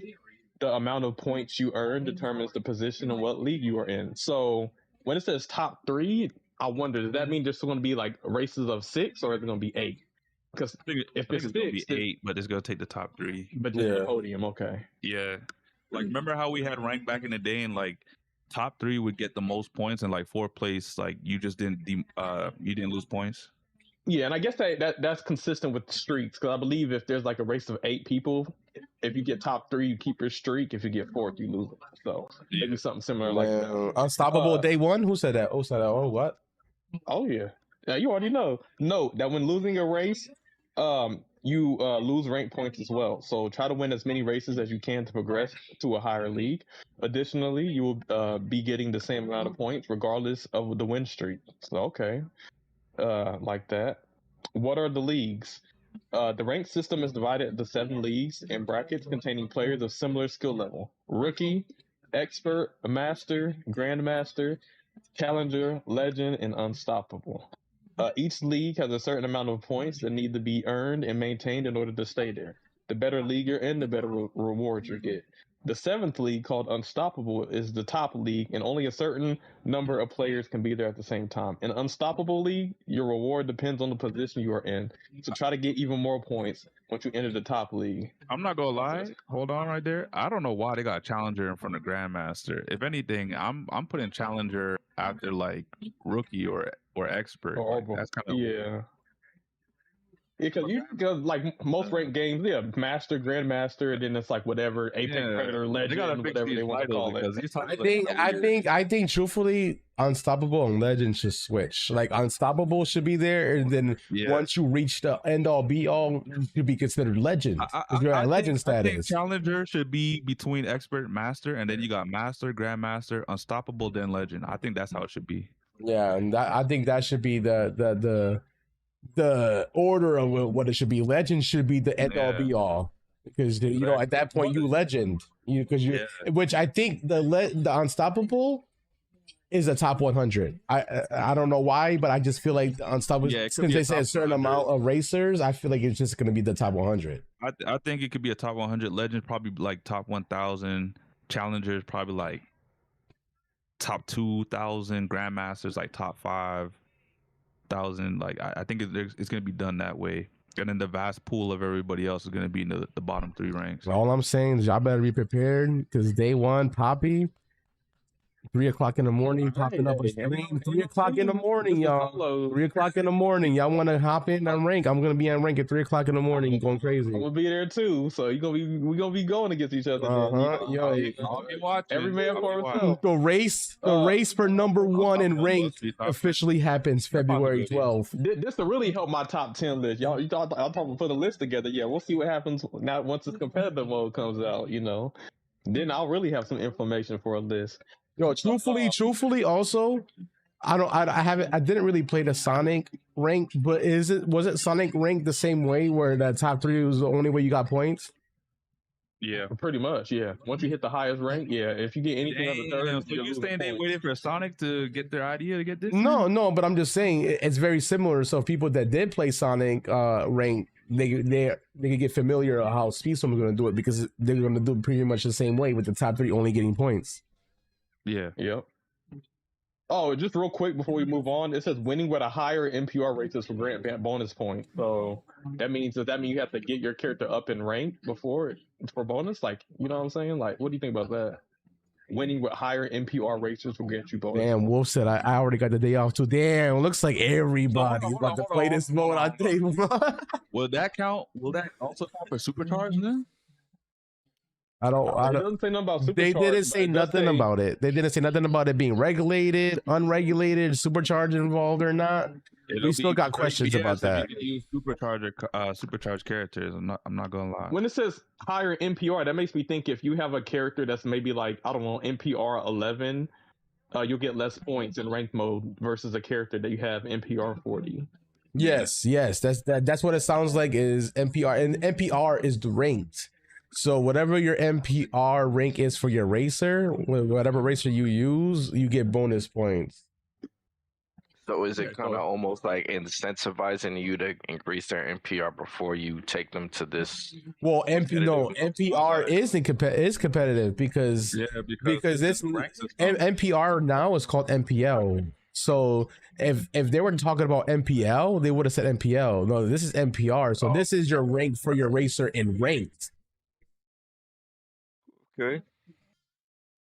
Which a lot of people got confused, by the way. A lot of people thought that, so team mode is still relevant because the higher your rank is in team mode and NPL, you will get bonus points. No, this is unrelated to that. It's unrelated to this. You can't get carried. Okay. So, I get it now. That's what I was wondering. I guess I forgot that they changed the NPL, so. Yeah, so this is strictly ranked. So if your rank racer is NPR 10, like you said, and then you have another racer that's NPR 40, you would, if you use the NPR 40 racer, you'll get more points. So basically, like if you're in like Unstoppable, you gain more points in Unstoppable than you would in like Expert. Yeah, because by the time you rank that racer from rookie to Unstoppable, you would pretty much probably get the maximum amount of points. Okay. All right, so Next up, is the rank system permanent or limited? Ranked is divided into seasons. When a season ends, you receive the rewards according to the league and position you achieve by the end of the season.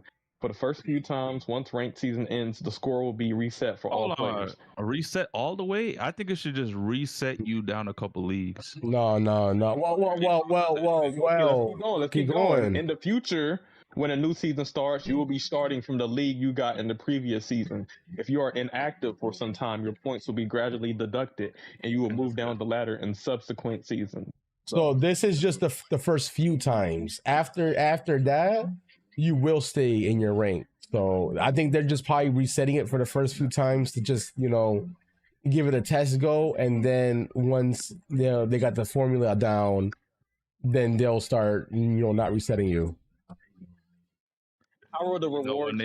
you know what's gonna be funny when they try to not reset you? It's gonna be broken and everyone's gonna get reset, and they're gonna have to fix it. Yo, Sam, you wish the downfall of this game, man. I swear. Nah, but that's game lost MO at this point with this game, man. Every time they implement something, they try to fix it, it's broken. How are the rewards distributed? When a ranked season ends, you will get the rewards according to the league you are in at the end of the season. If you're in the top unstoppable league, then you may receive additional rewards depending on the position in the league. So I know with MPL, if you hit like MPR 40, you get like 120 blue shards. So I'm curious if you get like unstoppable, are they going to give us blue shards? Are they going to give us upgrade tokens? I'm curious to see what This is what I would want. This is exclusive cosmetics or something exclusive. Like, you know how Sonic, you get exclusive like banners for being in the top 10 and the top 100 and whatnot. Lobby, and then you see the banner, and people are like, "Oh shit, he's from Unstoppable." Yeah, you know what I'm saying? Yeah, I feel like that would incentivize people to be an Unstoppable because you're gonna want that drip to show off. Yeah, it should be about drip. It should be about. I still think giving us some tokens also. I mean, yeah, that too. But I feel like if you're Unstoppable, the additional rewards should be unique to you being in that Unstoppable. Yeah, they got to give us something. I mean, with Diamond, that was my issue with the whole hitting Diamond. It's like, yeah, you get like a little blue skin, but then for like Champ, Grand Champ, and Ultimate Champ, there's no like skin, there's no reward for getting to those high NPR. So for this new ranked mode, there definitely needs to be like some kind of cosmetic to show that, you're at the top. So no, I agree. What happens if two players have the same amount of points? The player who got the amount of points first will be higher in the rankings. So if you want to be number one, whoever hits number one first, essentially have priority. Unless somebody beats you in points. Yeah. Does playing with bots get you points? Any race and solo multiplayer will either grant or deduct rank points based on your performance, including racing with bots. So essentially, there might be a race where there's 6 human players, 2 bots. You're still going to get points. Maybe they'll adjust the points depending on how many human players. Or hopefully there is no bots when it comes to like on like the higher rankings. Like bots can be okay for like the the first beginning like ranks. But like once you go into the higher ranks, there should not be no bots. I hope Game Love understands that. This should all be human players because putting bots in the higher lobbies is gonna fuck that leaderboard up. Yeah, we don't need like a race full of like I don't know. I agree. 6 bots and then you get second place. Yeah, you get second place in a lobby full of like the 6 bots and you're gaining points. Yeah, we don't want that. Don't tell Sneaky about this rank shit. Yeah, Sneaky can get it, bro. This is our doghouse. Sneaky don't know what he's entering Sneaky to. won't sleep, bro. Yeah, I ain't worried about Sneaky. You don't want that smoke.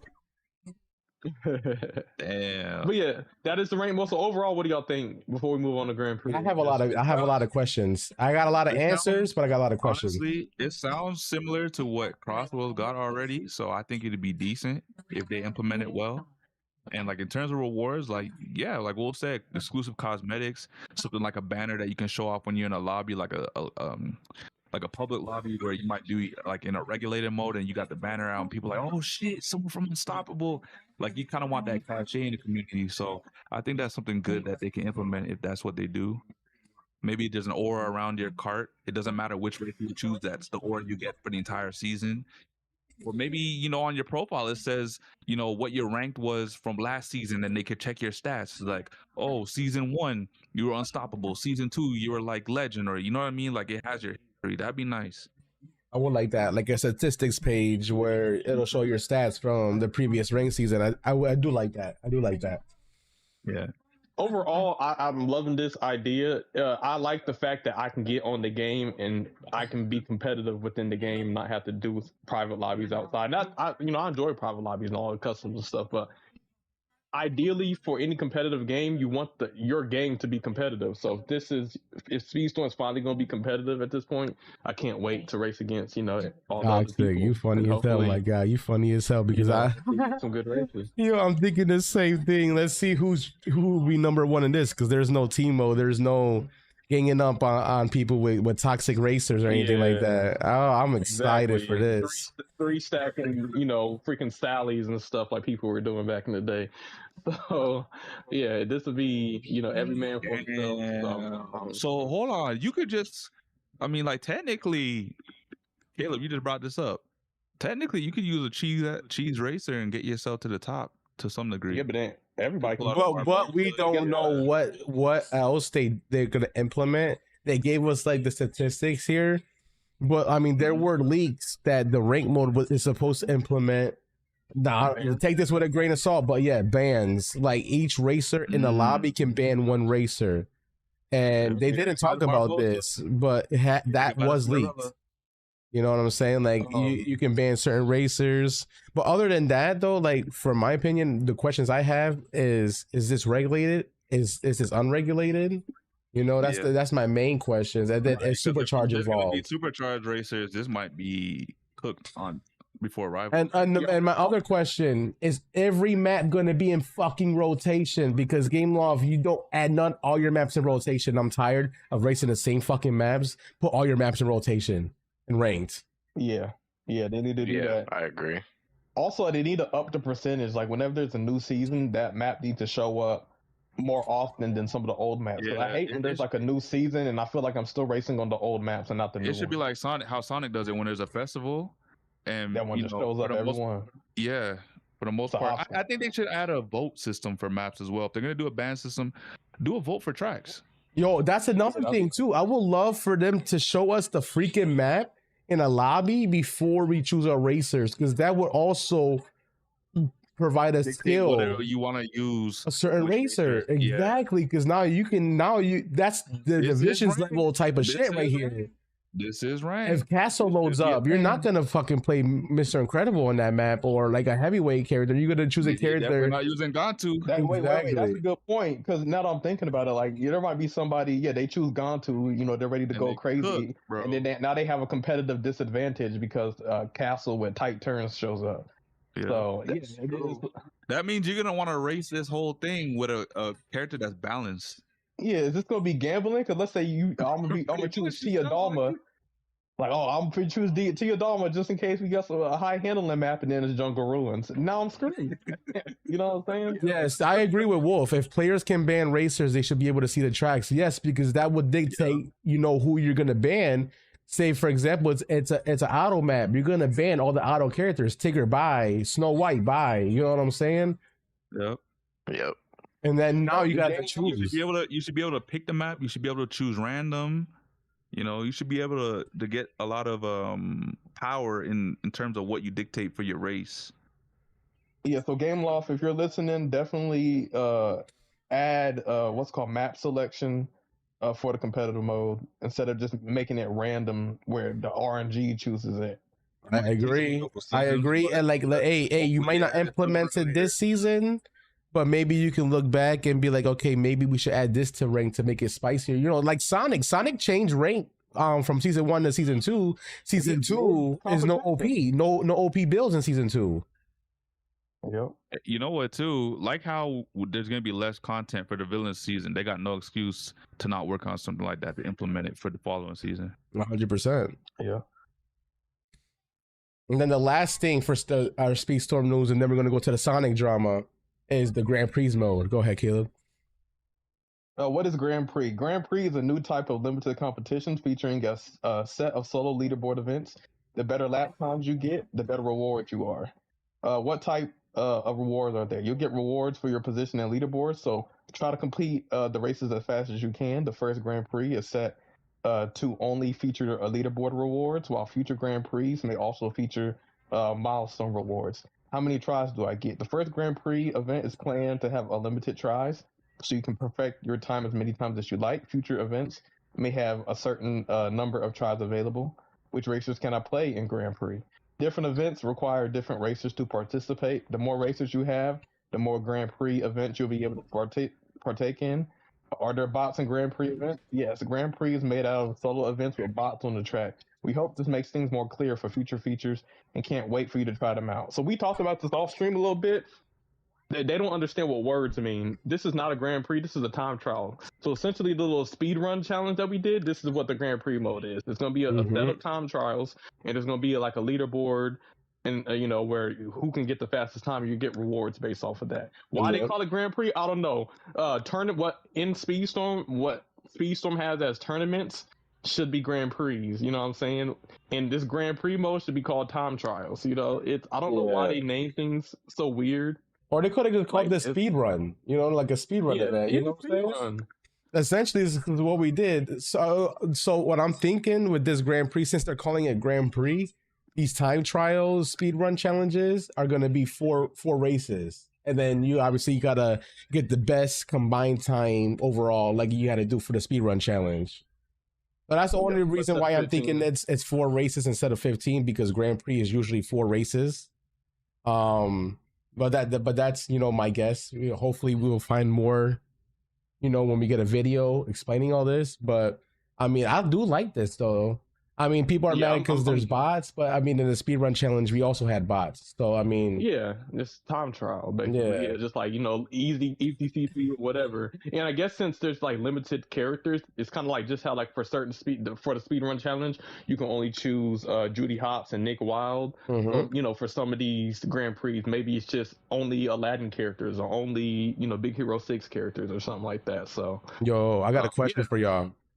Got a question. Do y'all think the speed run challenge that they did was a test run to see how big it would be or something like this? Definitely was. I think the same thing. Yeah, that's a Grand Prix. Because I said that when I did the speed run, I was like, why didn't they just implement something like this in game? Because it would have been so much easier for everybody to participate and not look what they're doing. Because truthfully, a lot more people would have been able to participate in the speedrun challenge if that shit was in game and they didn't need like a plug-in to track their time. It's kind of crazy. What kind of timeline are we in that Game Loss listening to the community? Oh shit, Sammy, are you starting to second guess your decision on Speedstorm? Nah.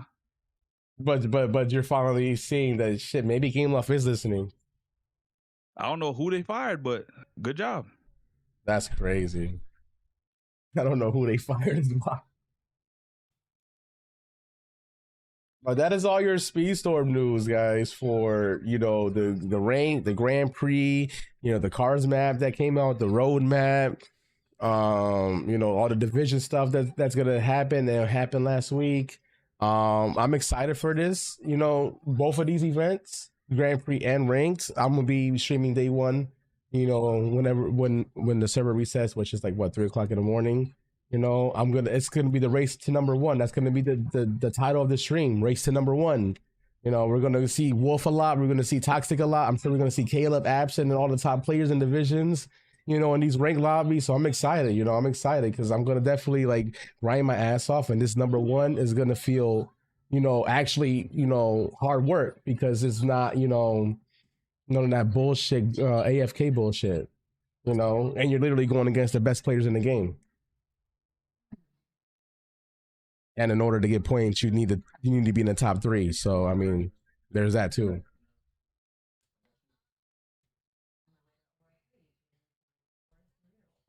I think we all about to be zombies on Speedstorm. But what's your guys' final thoughts on all this before we go to the next subject?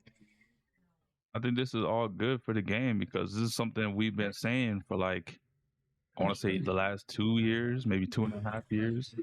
We've been saying that, GameLoft needs to step their game up. The game wasn't in a good position, like a year ago. And slowly but surely, they've been like putting things together. Took them longer, but better late than never. It was late, but they were still able to like salvage what they had and kind of turn things around little by little. So it's a step in the right direction, I think. I agree with Simon.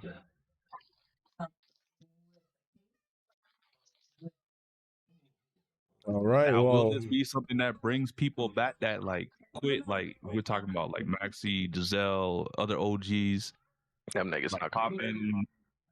Nope. Well, yeah, that's a toss up, but you never know. but also, before we close this whole Speedstorm thing, I will say this because I know a lot of people talk about, this game, has the same players or, nobody new is coming in. I want y'all to know that there is a lot of new players that are starting this game. Like, you might not see them in the Discord, you might not see them, but they are there. Like, Facebook groups, there's like, I just started this game 2 days ago and I'm in love with it.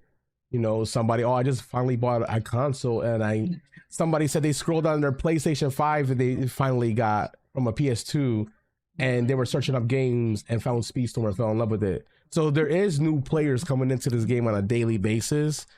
It's just GameLoft retaining these new people. That's really what they got to work on. Yeah, I think one way they can, go back to form is, change things back to how it was pre-season 7, where, if you wanted the golden pass, you can grind your way through rank, get them tokens up, and then get a golden pass credit and get yourself a season pass.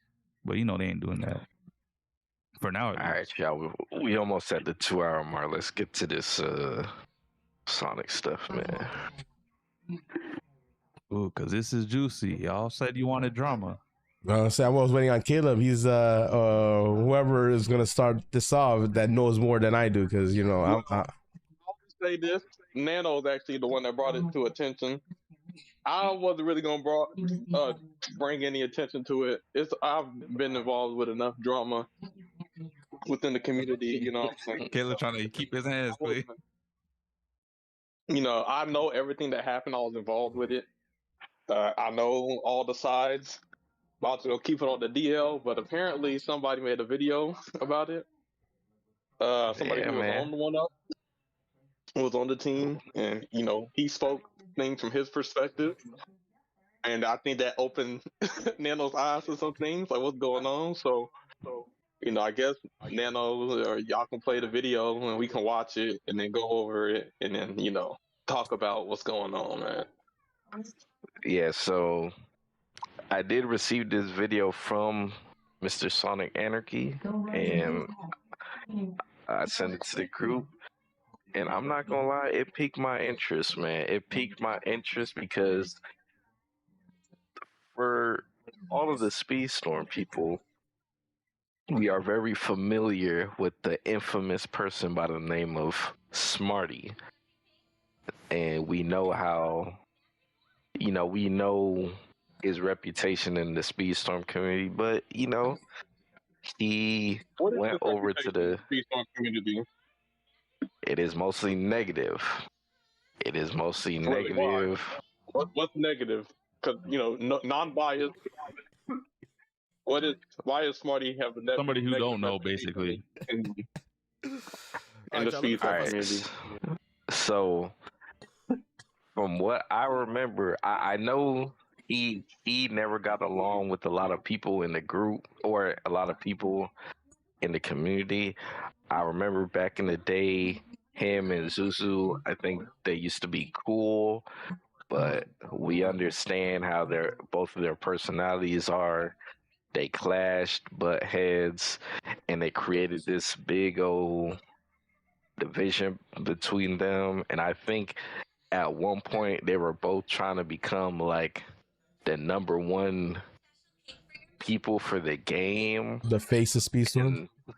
Yeah, they were both trying to become the face of Speedstorm. The Avengers. And I mean, I don't even know what that means, but they were basically trying to be the Speedstorm guy, and you know, So like Ninja of Speedstorm, like how Ninja was kind of the face of Fortnite. Yeah. yeah, and a lot of people, if I'm being honest, if their personalities was just better, I don't think anybody would have really cared. But we know how both of them could be. Um, a lot of people when we had Smarty on, when he was talking about you know, his history and his past and stuff like that, you know, a lot of people actually came to our comments or our chat, and they were speaking against him because they feel like Smarty be on some bullshit, and they were sharing their experiences and whatnot, and they were saying how Smarty had like a Discord, and at one point I guess because of his fallout with Zuzu, he was paranoid and he started crashing out on people and deleting people from his Discord and stuff for no reason, and people were like, what the hell, I didn't even do anything, why am I getting deleted and stuff like that. Now, I'm gonna be honest, I don't think that's the sole reason why he was deleting people, even though that's what he said, because I was a witness of him deleting Shy from his Discord, and what happened was, I think Shy was playing with Defendant Williams or something like that at the time. They ran into Smarty, and Shy ended up beating Smarty in a race. And then Shy said she just got kicked from his Discord. So I knew he was big capping with that one. And based off of that alone, that was already kind of giving me kind of negative vibes with Smarty, on top of what people were already saying, on top of what people were already saying about him, which kind of sucks because we were kind of having him on, kind of give him the benefit of the doubt and stuff like that. And, even people like Sonic was saying he got deleted for no reason or kicked off the server for no reason. And gonna find out, I think he deleted his whole server. So I think even Angel got kicked and everything. Kicked as well. Yeah, I did get kicked. Yeah. I tried to talk to him. I'm like, yo, why did I get kicked? And he was like, I chose a side, and I chose the drama side because I'm friends with Defended and all them. I'm like, bro, I'm friends with everybody, bro. I'm not in that drama shit. But no, he was persistent in thinking that I was a part of drama and this and that. I'm like, man, I'm just trying to play the game and meet new people. I ain't worried about none of this drama that's been happening before I started playing this game. Hey, we got some ex 1UP members in the chat. Yeah, man, shit was serious, and and we already know, he was already like at odds with people. I think Rael, Silent, and some other people didn't really like him, for their own reasons and whatnot. And it just seemed like Smarty's reputation in Speedstorm was pretty down in the water, man. Like, and from what I've been hearing and witnessing, it looks to seem like it was a lot of it was self-inflicting. So he, for those who don't know, Smarty is now, I guess, a known figure in the Sonic CrossWorlds community. I guess what he couldn't do in Speedstorm, he tried to do in CrossWorlds. I guess he started with a clean slate.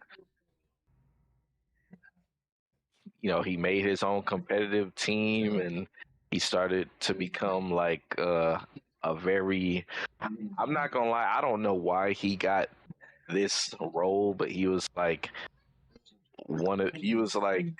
some person with power for the competitive scene, and he was talking with all these people that had connections to like the competitive scene and the resources for the community and stuff like that. And I don't know, bro, but do you guys want to go have the video play?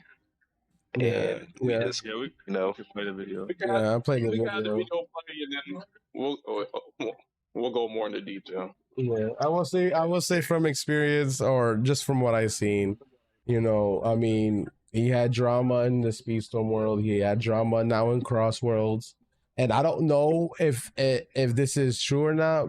I don't know if this was either Zuzu or Smarty, but they also had drama in the Crash Team Racing community as well. That was like this, so it didn't happen for the first time in Speedstorm. This was already happening before Speedstorm was in existence. This was CTR like prime days. So, you know, I mean, 3 strikes. I don't know. I mean, you go for like. Let him touch the Mario Kart World community. Let me say that. Maybe the whole Crash Team Racing is the issue with Thunder Hunter. Because I don't know if I've heard of Smarty being involved with the Crash. Yeah, I mean, like I said, it could be Zuzu and not Smarty, but I mean, essentially, they're both the same.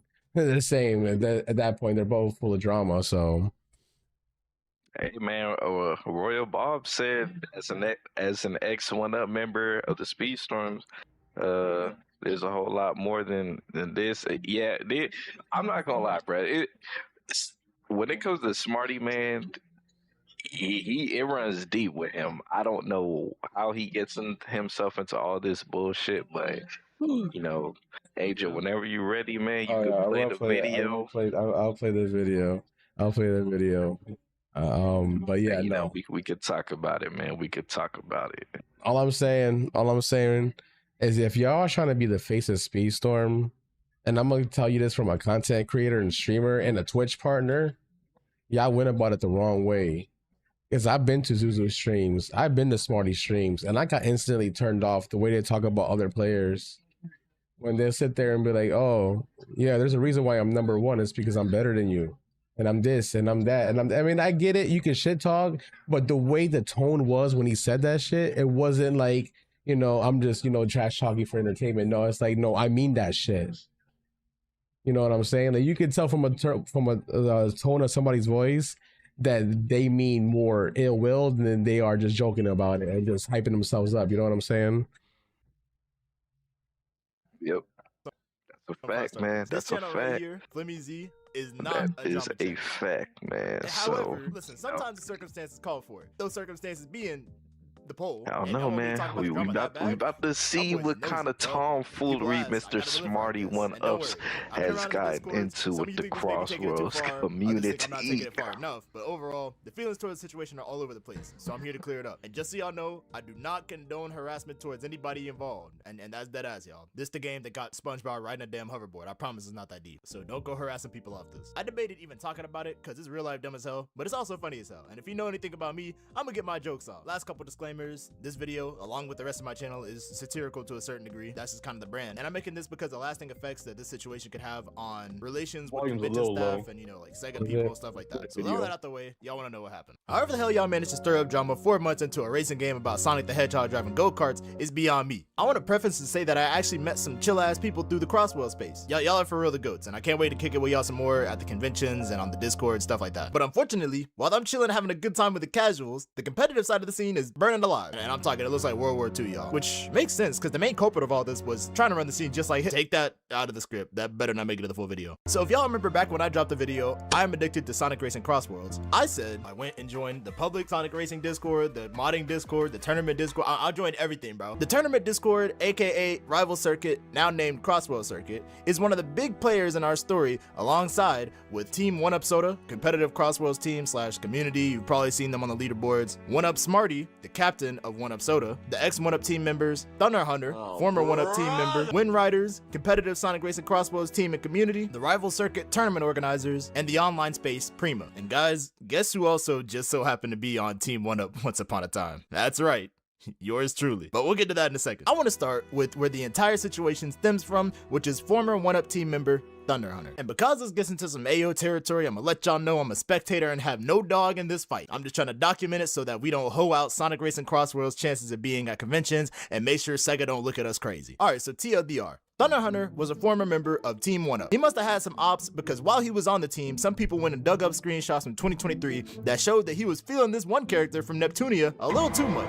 Yeah, that is a very underrated looking anime character. Learning that this was the origins was frying me because this actually started everything somehow. And it don't take a genius to know that this obviously doesn't hold up in the court of law. But personally, I'd check that nigga hard drive, just in case. You can never be too careful. But after a certain team caught wind writers of the situation, they started making memes. And boy, I tell you, them memes was frying me alive. So this obviously started beef between the Win Writers and the 1UP Soda community. Some of the Win Writers was calling the 1UP team members unrelated to Thunder Hunter, PDF file defenders, or people that condone that type of behavior. And it's obviously not right for the whole 1UP team to be lumped in with one person that got caught in 4K on some weird stuff. But as we'll see as the story continues, there's not a whole lot of maturity and intellect going on. So amidst this situation, the beef between 1UP and WR starts here. That's right, we have Sonic Racing Gang Wars. This Sonic Racing shit gets serious. You better be ready to die behind it. And all this took place around New Year's time, the start of 2026, which also happens to be the time that I joined the team. I joined 1UP as a content creator and spawned into instant drama, resulting in me leaving the team after a grand total 2 days. So let's review so far. Thunder Hunter screenshots drop and the memes start. The 1UP team, instructed by their captain, joins the Rival Circuit Tournament Discord and start defending each other's name. And some new info, this resulted in the Rival Circuit being shut down for 2 weeks. And here's where I want to reference the conversation between me and the 1UP team's former elite team captain, Shogama. Now y'all, Shogama's my boy. I know him for years. We used to play Mario Kart together. Remember how I tried to show you that inconsistent wall clip? Yeah. It happened to me. So obviously, if I hear that he got involved in a Sonic Racing falling out, I'm interested in the details. And this will also be covering the most important part of the story, the 1UP team captain, Smarty. Wanted us to jump blindly into the Rival Circuit server and start quote unquote defending our teammates. And if we didn't, we were gonna get banned. Bro, that shit was ridiculous. He must think I'm a fool if I go blindly jump in. He kept yelling at me, talking about some Shogama, bro. I don't see you in this chat. Come on and get in here and defend your team. What?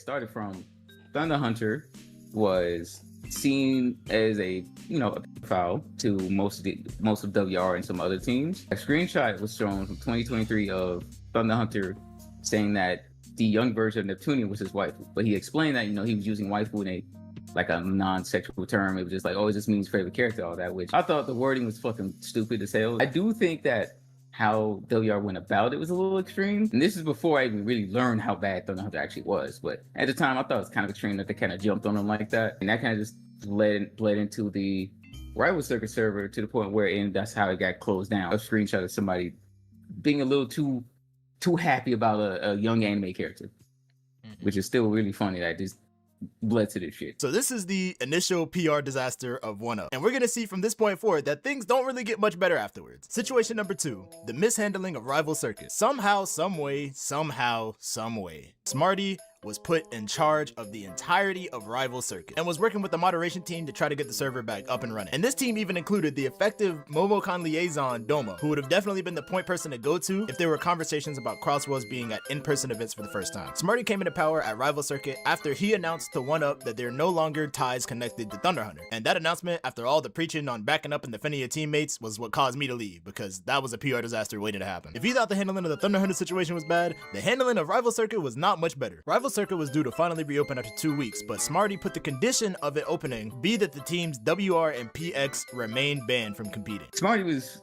very, very adamant on that one single message of PX and WR being banned, that it took almost an hour of him arguing with Domo about the whole thing. I mean, Domo had a long speech. So this was the mod team argument of reopening Rival Circuit. Domo threatened either he worked with us and how we feel about this, or Domo was pulling out.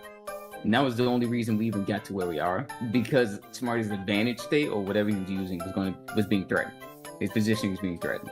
So we did get to an agreement to okay, well, we worked the message. People who were banned from the previous team are staying banned, but they could just appeal the ban and be fine. Eventually, the Rival Circuit mod team came to an agreement and made an announcement on that Friday. Right, we jumped into the voice chat on that Friday and prepped everything. Then I made the announcement.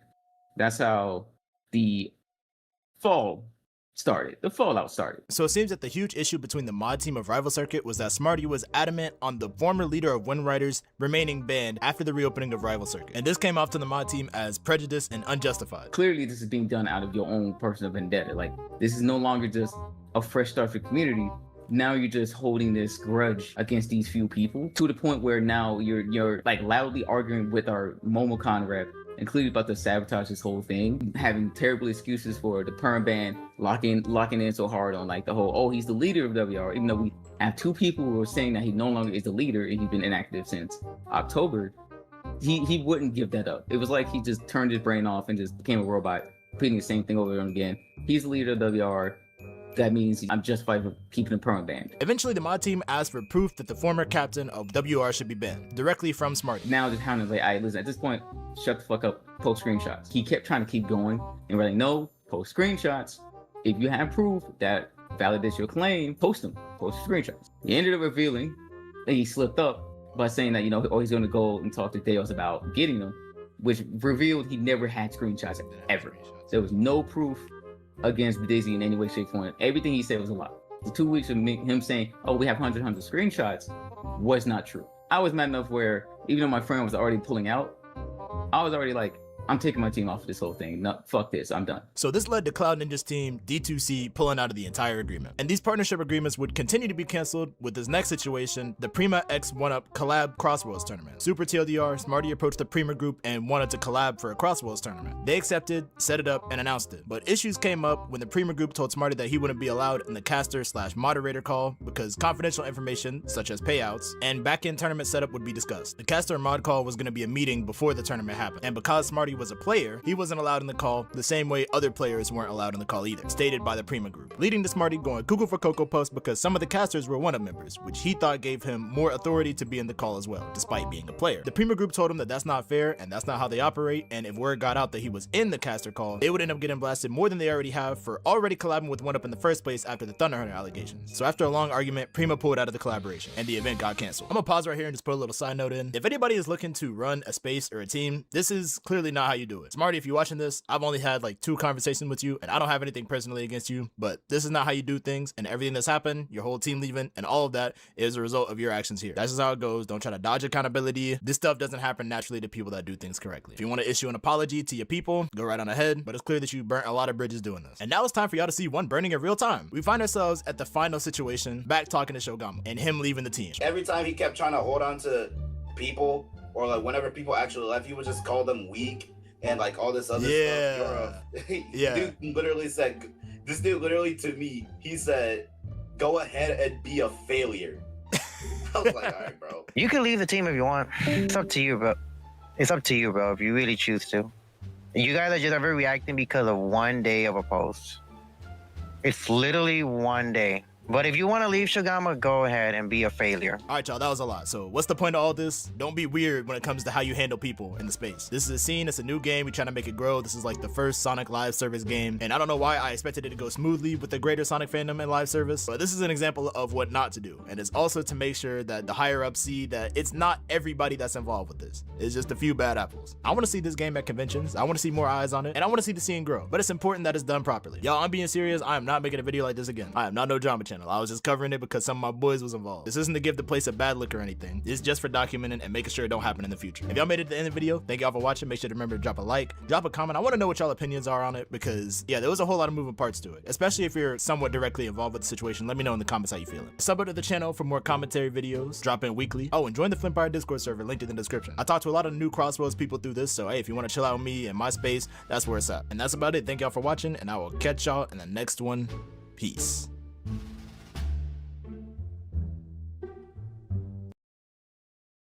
Wow. That's a lot to unpack there. Holy cow. Yeah. It's hit mainstream. You know what I'm saying?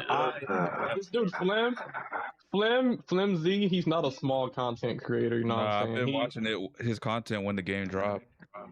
So it's out, obviously, people try to keep the drama down because they didn't want to, like he said, he doesn't want to get to the tournament organizers. They think, a bunch of drama, tournaments canceled, nothing. But anyways, it's gotten out.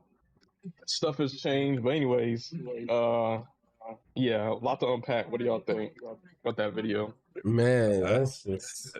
oh, man, that's messy. Smarty. That's messy. Smarty. Bruh. When we had Smarty on our podcast last time, he said he was trying to turn a new leaf, bruh. Yep. All this is saying that he didn't learn shit from his mistakes from Speedstorm. Mind you, this is well documented. It's up on the channel, bro. He said he was trying to be different. Yeah, and CrossWorlds is going to be his new slate. If you want to see everything that was talked about with the Smarty stuff, you could always go search in our channel and look up the Smarty 1-ups.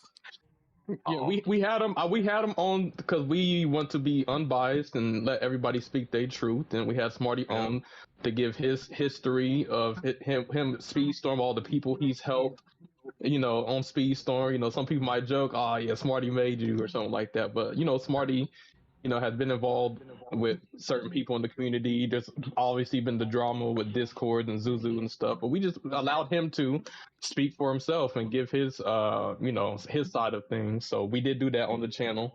So if you want to check that out, you can. I mean, take a step further with that. He even also got into the competitive scene on Speedstorm, and that was kind of hit and miss. But I guess that was like his first time getting his feet wet to see what he could do with a team, and then he took that same idea and tried to implement it at CrossWorlds, but he went about it the wrong way. Oh, so okay, I guess we'll get into it, but I guess first, some of the things in the video. I think the last that we just spoke, Smarty did have 1-up in divisions in the competitive scene. He was a team leader there, like Sammy said. No issues there. And I talked to Smarty personally about this, and I told him, I was like, yo, man, like, the way you talk to your team when they automatically or when they accidentally stun you is kind of like OD. Like, it's kind of... Yeah, it's like he's chastising them. Like they're kids or something. Talking down, like his being verbally... is all fucked up and everything. Jimmy, how many times did I tell you not to? Bro, I swear to God, if somebody, my bad, Caleb, because I'm actually passionate about this shit. If Smarty was on Stream Snipers, he would not be able to get away with that shit, bro. Like, I would snap on that nigga, bro. Bro, I'm not even a captain. He would have to quit the team when I'm done with him. Yeah, bro, like that. Like, he was, when Smarty was in the comp scene, at least for divisions for Speedstorm, if you would watch the VODs, bro, I don't know if Princess Tiara still has them, because I remember she was like, she had the VODs for the races that Smarty was in, but he would talk so crazy to the people that are supposed to be his teammates for if they made mistakes and stuff like that. And it's crazy because if he would make a mistake, ain't nobody yelling at him or like talking down to him like that. So I don't know why he talking to his teammates like he's their dad or something like that. So that was rubbing people the wrong way, and I don't like that. I feel like that shows a lot of his personality. It shows the kind of character you got or lack thereof. That's facts, man. That is facts. And I don't want to harp on this Princess Tiara thing too long, because we know her shit kind of runs deep with some stuff that was happening. But another thing that I didn't like is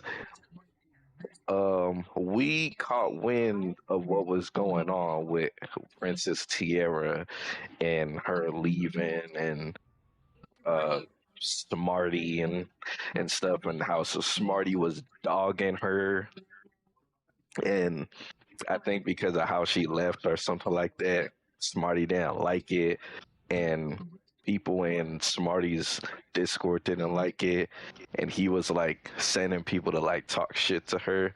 That shit was hella lame, bro. That shit was lame, and I think that was hella fucked up, because it really kind of like shows like how people could be so fickle. Now, granted, yeah, she left, and she might have not. I don't. At least I don't think she said anything disrespectful when she left. She kind of just left without saying anything and everything. And Smarty was like upset at her, and I just felt like all of the shit talking that people was doing was unwarranted, at least from the information that I got. And then when she came back, now everybody's like all happy and stuff. To me, that's hella fake. Yeah, I don't like that shit. Now, granted, from the video that I saw, I'm not gonna lie. I think Princess Tiara got some problems that she need to deal with. Right. Especially from what I forgot what homeboy's name was, but I think she was like talking to somebody. Yeah, that video was like 40 minutes long. Yeah, she was like talking to somebody, and Smarty didn't want to. And I know we said we weren't gonna talk about this, but we don't have to go super deep. But I'm kind of like Van right now because this shit kind of don't know about the crash out. No, I'm not gonna crash out, but I just don't like. I'm hearing too much bad shit about Smarty. Yep. And I don't like it, man. I don't. You know what they say? When someone shows you who they are, you gotta believe them. Yeah, and hopefully, I hope Princess Tiara is all right. That's all I'm gonna say. But I'm gonna be honest, Princess Tiara. If you see this, you should get away from Smarty, bro. I don't know I don't know what type of bond y'all got, but Smarty ain't it. That's not healthy, man. It's toxic behavior. In the past, bro. I said in the past when we all found out about all this shit and some other things, I was like, bro, I don't know you guys, but to me, that whole one-up shit looking like a cult to me. Following, man. That's a red flag in itself, and Smarty is also red flag in itself. It shows very toxic, narcissistic behavior, and I don't know what this man does to. I don't want to be rude and say brainwash you guys, but like the fact that this man can literally do whatever he wants, say whatever he wants, and tell you guys to do whatever he wants you to do, like. Yeah, do you guys not think about like what you guys are doing for him? That's the worst part. The worst part was the fact that he had his hands in like some of the biggest things you could possibly think of in terms of like competitive scene in CrossWorlds. Like he was able to be like the figurehead of running the whole tournament at like MobileCon. Like imagine that. Like imagine a scenario where Game Loss like, yeah, we're gonna be doing official tournaments, right? And then like a week later, you're hearing like they're doing a lot of partnership work with Smarty because they think he's the figurehead of the competitive scene. You know how much power that is to one person that he could dictate, ban this guy because he's so only because he doesn't have a good relationship with you. You know what I mean? Or ban his team because I think his team might be better than mine. So ban this guy because I have proof of him doing one thing that I didn't like, and that way his team can't compete in the tournament. Like that's scary, bro. You're giving people the wrong type of people power to run certain venues and tournaments like that. Like that's not gonna be a good thing for the community. And that's why I say, Caleb, you need to find a new team because it seems like whoever's attached to Smarty's name goes down with him. That's a snap effect. I don't want that to happen to you, my brother. Yeah, Caleb, give us some insight, man. We know you got the ties, man. What's going on? This is why Caleb's been silent for like 2 weeks. You've been stressing. Oh man. Okay, first there's some things to address. Nano obviously spoke what he wanted to speak, and I'm seeing comments in the chat. We gotta address Awesome. Like, okay, Awesome, like you can't act like you innocent here. you know, I won't speak too much on the Tiara situation, but you were one of the main perpetrators making memes about her. You know what I'm saying? You were one of the, you know, talking negative. You know, I think when it comes to Sonic talking about his situation with 1UP and, you know, him trying to hit up Rissa. From what I hear, you know, also you were kind of harassing Rissa, and that got you kicked off of 1UP. And, you know, it just seemed like, you know, you were kind of going at Princess Tiara and Rissa, you know, on multiple occasions. So, you know, you can't sit up here in the comments and act like, oh, I didn't want to do it. Like, that's not cool. Because here's the way I look at it. You know, it's like everybody's cool with Princess. She's the greatest person ever. And then something happens, you know, where she's not in 1UP temporarily. And then y'all start talking crap. You know what I'm saying? You one of the main perpetrators. But then when she rejoins, now all of a sudden you're trying to act all buddy-buddy. I'm gonna be real. I don't respect that, to be honest. I don't respect that. That's some of the fake shit I was talking about. That's just not good, bro. That's that J smash. Yeah, nah, I wasn't cool with that. But you know, like I said, if things are better, I'm happy.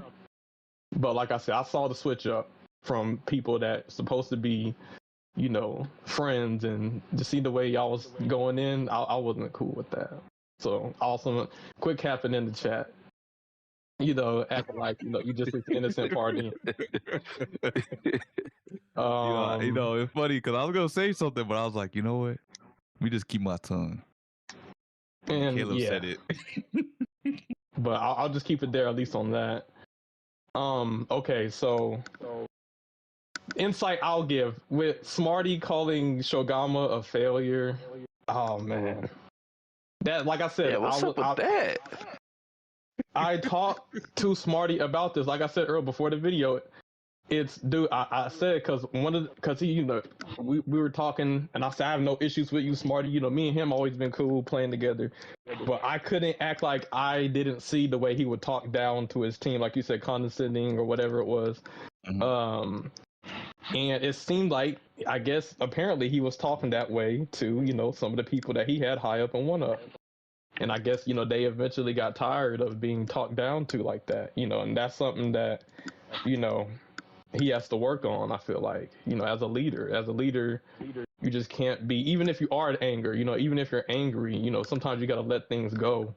And, you know, people are like, oh, I'm sorry, but then you keep harping on them, pressing down on them. You can't keep doing that. You know what I'm saying? And, you know, maybe in Speedstorm, you know, people tolerated it, but in CrossWorlds, you know, when shit hit the fan, you know, people, you know, that stuff built up, and then they eventually decided enough was enough. And they had enough. And like I said, I always thought, like, you know, it's like, I guess when you would lash out, I'd be like, damn, I would hate for him to talk to me that way. And I mean, when I joined 1UP, you know, Smarty never really talked to me crazy, but, you know, he might have not talked to me crazy, but like maybe some other people, you know, he sometimes might have been a little. I wonder why that verbally, is. Maybe because he's just like, he knows, like, you'll talk your shit in the Speedstorm community. He probably seen that. He's like, man, I ain't trying to go 1v1 with Caleb like that. Do you feel like Smarty knows who he could get away with that? I think so. I think so. That's the only reason why he'll be confuses. Yes. Maybe. You know damn well he's not gonna do that with Caleb. That's something he might actually lose in. But I'm very outspoken. But to be fair, Smarty did defend me in a lot of the drama I was dealing with some toxic people on the other side, and you know he did have my back, and I will give him that. But it's so, you know, Smarty isn't all bad. Smarty, I remember when you joined and you told us you joined 1UP. I was like, damn, you joined 1UP. What's up with that? And you was like, you know, Smarty, he seemed like he changing, you know, things seems good over here. Here's the thing, Smarty, I do think Smarty, you know, overall, I think his intention was to come to CrossWorlds, build up a more positive community, you know, leave the Speedstorm drama behind, build up a team, which he did. You know, he built up a great community of players, a lot of top players, and a lot of cool people. Like old boy said, you know, he joined, his friend was in it, you know, we had top players. I think I have a picture. It was like all of us was like in a private lobby together. We were all having a great time. Like literally a day before all the drama happened, we were just vibing. So he did build a community of a lot of cool people. You know, we did have a strong team. It was going well until it wasn't, you know, and that is, you know, sometimes you get in your own way. And I think there are some aspects where he might have gotten to his own way.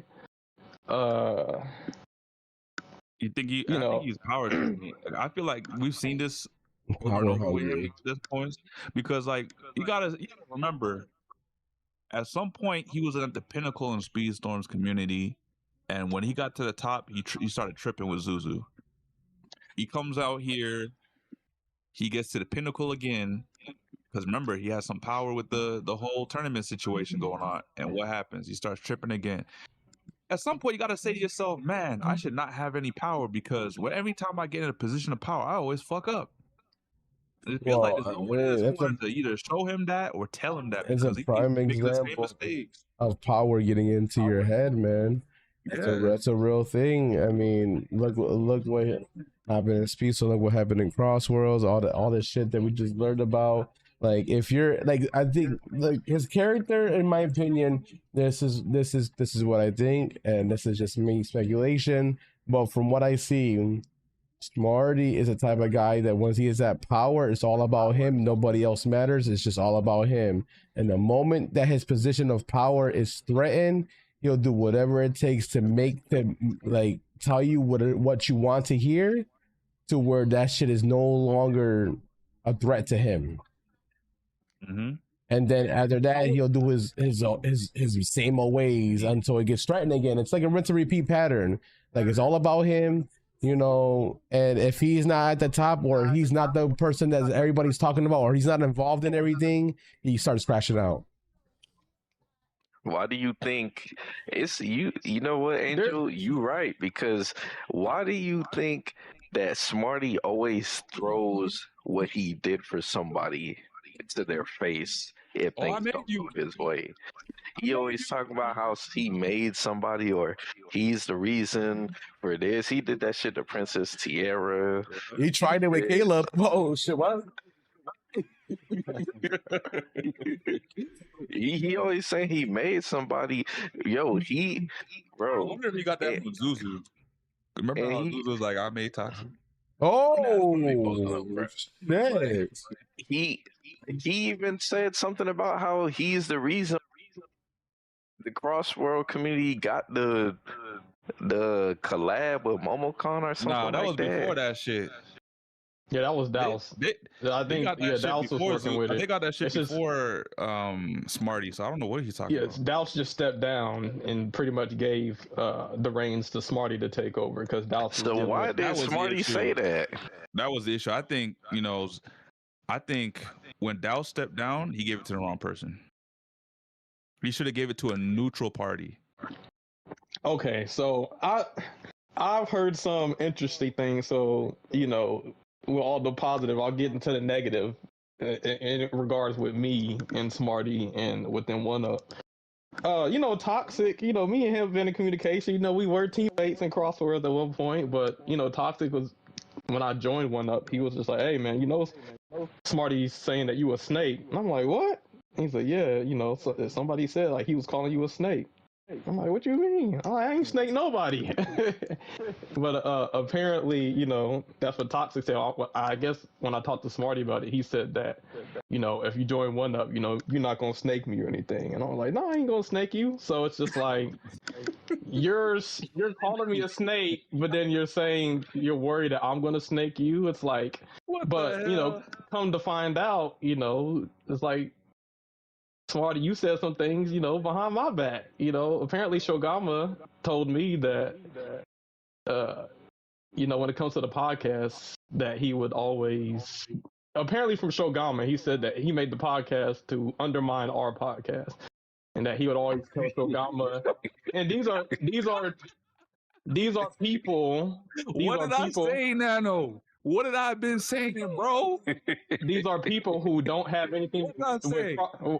These are people that don't have anything to do with Disney Speedstorm, so they don't even know us. But apparently, he was telling them that look at our numbers compared to your numbers. Their numbers are this and that.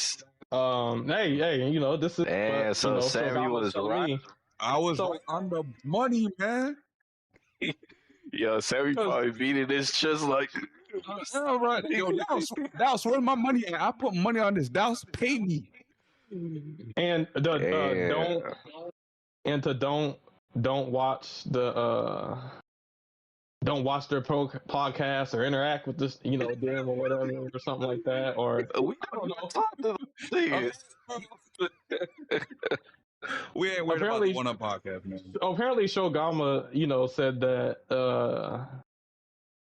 You know, like it was one of the things that Shogama got tired of. Him always acting like, "Oh, we're better, we're bigger, we're more powerful." Whether that's in racing or whether that's a podcast, like trying to outdo us for whatever reason. But you know, and that's kind of like, damn, man. Easy. You know, I'm like, I wasn't too fond of that. Smarty been a hater. Hold on, because now you also involving the homies and me. And I got something to tell you, Smarty, because you want to talk about numbers. Do you really want to go there? Are you monetized on YouTube? Are you a Twitch partner? Are you a Kick partner? If there's anybody here that could talk about numbers, it's definitely not you. Yo, Roy in the chat, he's confirming it. He's saying that what Kayla's saying is true. Damn. Oh my gosh. Hey man, we're gonna have to get Shogama on the podcast because yeah, I mean I can hit him up, but this is really interesting. My thing is like we don't own podcasts. This, you know, we were talking about streaming, releasing videos. Let's get into it. Why did we make this podcast? I think the reason we made this is because when it comes to Disney Speedstorm, you know, we did some interviews for the competitive scene. Everybody was covering the casual stuff, Pop and Skyline, and nobody was covering the competitive side of Speedstorm. And so first it was Nano and Sammy. They did their videos on Sammy's channel. They had their interviews and stuff. And then eventually that evolved into, hey, why don't we, you know, make a podcast where we talk about, you know, the competitive scene since nobody's doing content. So that's what we started. We started covering Disney Speedstorm stuff. We started covering the competitive scene, and then we added on to it, you know, whether that's other gaming news or Sonic CrossWorlds or other racing games. You know, after we talk about our, you know, Disney Speedstorm stuff, we talk about that. That's the whole reason why we started this podcast. It wasn't to be bigger than anybody. It wasn't, you know, like, oh yeah, you know, we're gonna, you know, have 100 million subs. It's because we had a passion for the game. We wanted to create a value for people in the community. You know what I'm saying? It's never about who's bigger than who.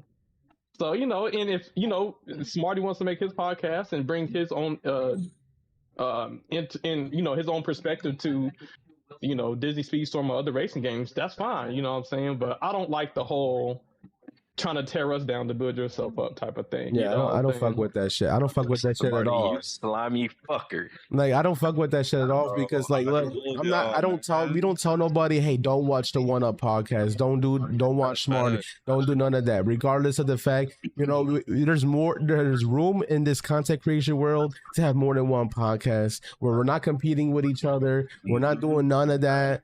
So for you to just open up your mouth and talk about numbers and this and that and try to tear us down, bro, it just shows you the type of character you are. Truthfully, bro, you know what's so out there for everybody to eat. So the fact that you know that is nuts. You know what's so crazy? Sammy been telling me this for a long time, man. He would be like, I don't know, something's off about the. I low key feel like Smarty made the podcast to rival us or something, and I'd be like, nah, why would Smarty care about that? Like, why would that matter? Like, it's not like, you know why? Like, there is no incentive for him to do that. So like, you know why? When I feel energy off, that's when I know. Look, I'm gonna tell you that, like I told you about what Smarty, when the position of power is threatened, you know, he likes to feel like he's on top. So he's gonna bash everybody else to make him feel his head up, like, oh yes, I'm the best. I'm bigger than anybody in these worlds, Speedstorm, CrossWorlds, whatever the case may be. You know what I'm saying? So he's gonna do that. That's his character because he wants to feel like he is number one. Smarty, I'm sorry, The thing but is, we were doing something he wasn't even doing. that's another thing. What are we doing? Idea until we came around and pushed that out there for ourselves. Yeah. Like, think about it this way. As I told Nano from the very beginning, had I not met Nano, like initially, a lot of people don't know this. I'm going to say this right now. Initially, how the whole World Cup was supposed to be covered, the very first one, I reached out to Skyliner because I knew he covered like, you know, the casual content, but I was like, oh man, I just stumbled upon like, you know, like the actual comp scene, and I'm not that big on YouTube, and I know he loves the game as much as me. Would you like to cover this? He didn't respond to me, but I went on a whim. I looked at the Discord. This was when Bozzy was running things. Oh my gosh, that's a long time ago. But I looked in the Discord and I seen this Nano guy, and a lot of people gravitated towards him, and he looked like a cool dude because, you know, normally a lot of people gravitate towards you, says something about you. So I figured, okay, either A, he knows a lot of people, or he's just a good person in general. And I like to put myself around positive people. So I reached out to Nano and I said, man, you want to cover this shit? And he said, yeah. So if it wasn't for me going on a whim and getting in contact with Nano, I would have never met Caleb or Angel, and this whole podcast thing would have never happened. So really and truly, if he wanted to be the face of Speedstorm, or if he wanted to have the biggest podcast, why didn't he start the podcast before all of this shit? Why did it take us to start a podcast for him to want to be like, oh, we got to compete with them and start my podcast? Like, man, straight haterism. Exactly. Yeah, we don't compete with anybody, you know? We're all for any content. Any content for any game is great, regardless of how small or how big you are. So to knock another podcast down, to make yours feel like it's bigger, you know, that's hater energy, bro. And you know, I don't fuck with that energy. Everybody can benefit from each other if we actually, you know, stop competing with each other and actually think about it as a way of, you know, we can all learn and grow from each other. For the and I mean, when Sonic Racing CrossWorlds came out, we were all excited for it, and obviously, you know, there's already enough drama within the Sonic community, but I hate that, like, the fact that Smarty might have got some people who, you know, didn't even know who we were, and then telling them negative things about us or our podcast and telling them to not interact with us and stuff. I don't like that. That's you know, people who don't even know us. You know what I'm saying? You know, because hey, you know, you. Yeah. Shit, that's probably why Dow said what he said. X, he's like, oh, I don't like Nano and that Sammy guy.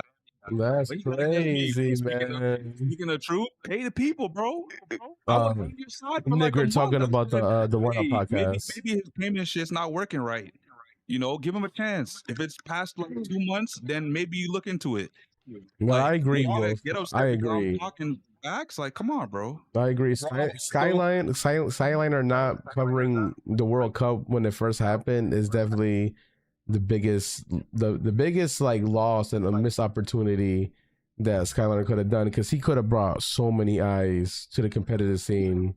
And that's why I went out of my way to ask him, because that's the very thought I had. I was like, bro, he's one of the biggest, if not besides Poppin. If he covers this, the game's population will grow. You know how many people watch this guy? At the time, he was averaging 5K easy in his sleep. Yeah, and we've never said we were as big as Skyliner or Poppin. You know what I'm saying? They were in their lane, we're in our lane. But end of the day, we were doing something that they weren't. And, you know, there's been other people. Smarty's not the first one to do like a Speedstorm or racing game podcast. I remember there's supposed to be a show with Nalissi and Cedric. They're supposed to do like their version of a show, like a for the World Cup. Yeah, they were supposed to, but I don't remember why that didn't happen. But yeah, it didn't happen.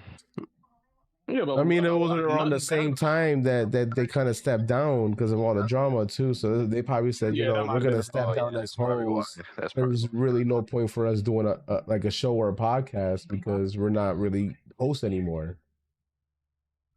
Yeah, because end of the day, I feel like they would have brought something different that we don't bring, and we bring something unique and exclusive over here. So, and obviously, we probably would have did some collabs and worked together. They do one part, we do another part. Like it was never, oh, we're bigger than you. You know, that's not what it was about. So, you know, that's a little, you know, you could say hurtful ego, I guess. I guess just to get into the video, I'm honestly, I'm kind of heated, bro. The fact that the fact that he's telling randoms, pretty much randoms, to hate us for no reason is crazy to me. And it's Yeah, crazy. Rob- They probably cool people, but yeah, you were saying something about Rob. My bad. I was saying, Rob, yeah, you said something in the chat because apparently Rob said he was there when it was said. So I mean, if you want to come on the podcast, we'd have you on. We could talk about it. Yeah, man, we could schedule you Royal Rob. on one of the episodes, man. Yep. No, damn, Have Rob. you That talk about everything. Rob said he was trying to know? do that when Wolf announced the founders tournament for Speedstorm because he was trying to get his name out there, but Smarty said no. That's crazy. Damn. Yeah, it's Nick, especially when I was trying to be indifferent about the whole situation because, like I said, I don't know too many of you guys in this community. I'm fresh. So I was trying to give him the benefit of the doubt at the time when everyone was in the chat, like Silent was like, oh, this guy's a snake. And I was like, well, maybe he's trying to turn over a new leaf. And he comes and does this. Man, you'll never hear me vouch for this man ever again. Man, I always try to give somebody a second chance because, you know, there is people that can change and they learn from their mistakes. But once you do it again, it's like, okay, man, I don't think you're ever going to be able to change because at this point you're repeating patterns. Toxic circle patterns. And I guess just to get into the video that we just watched in the points, I think the first point had to do with Thunder Hunter and how all this drama started. So Thunder Hunter, there was some misconception. So they were saying that he liked a kid version of an anime character or something like that, and that was his person from Neptunia. Yeah, Neptunia, the cloud person, said that that's not true. We had a whole meeting. We're like over 55 people. We pressed the dude. We talked to him about it. He showed receipts. You know what I'm saying? He was referring to the adult version of the character. But what people do, because the issue with Thunder Hunter is when he was in the Crash Team racing, he had issues with people in that community, you know, and obviously when people don't like you, they're going to be trying to, you know, find dirt or, you know, try to twist things to make you look bad. So apparently they didn't like him. And I think he said he had a character that was his waifu. So he brought the youngest version of that character and like, oh yeah, you know, you're a lolicon pedo. And he's like, no, I like the adult version of the character. You know what I'm saying? He never, even in the screenshot show, and he never said that he was like the young version. Well, damn, they did that dude dirty then. Yeah. Oh man. Yeah, and that's one thing. That's one thing you don't play about is you know the PDF stuff. You don't play about shit like that, especially you know wrongly accusing somebody of doing that, especially you know if they didn't do that. Right, right. And you know whether people like anime characters or whatever, you know that's whatever. But obviously, so like one of the characters, like you saw, flat-chested, young-looking. The other one's like an adult, you know, fully figured, whatever. And that was the version that he basically like, kind of like how, you know, in Naruto, they're at different ages on different, you know, parts of the story, different games, whatever. So that happened. So the win, because people were... Are we able to get the screenshots? Because Rob said he has screenshots. No, if you have screenshots, send them over to the DMs. At that point, essentially, because the Wind Riders had issues with Smarty, they were trying to tear One Up down, and they were trying to tear, you know, the team or whatever. So basically, the easy stone that they could find was Thunder Hunter, and try to use that as a way to like kind of take down One Up. So that's how all the drama started within the One Up team with the Wind Riders and all like the narratives. Because even in the video that he showed, he showed the screenshot of me where they're like calling people one up child molesters and stuff. And like, you know, this motherfucker said Officer Caleb. I said, what the fuck? I ain't got nothing to do with that. Like, you don't just throw around some shit like that. And then he's all like, oh, well, you're on one up, and Thunder Hunter's in one up, and he's a pedo. It's just like just crazy stuff. And this was actually getting out of hand because, you know, with the whole MomoCon stuff, you know, there's the tournament organizer at the event was considering, you know, taking down the tournament and not even having it at the con. Because, you know, I think they're even talking about maybe getting Sonic CrossWorlds at DreamCon and stuff.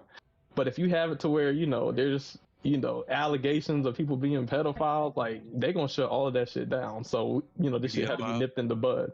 Yeah, the Smash community had a lot of issues with that and people getting shut down, the community getting shut down. So we don't want I got the screenshot. Sonic Racing CrossWorlds to, you know, get shut down like the Smash Bros community. So this is the screenshot Rob was talking about.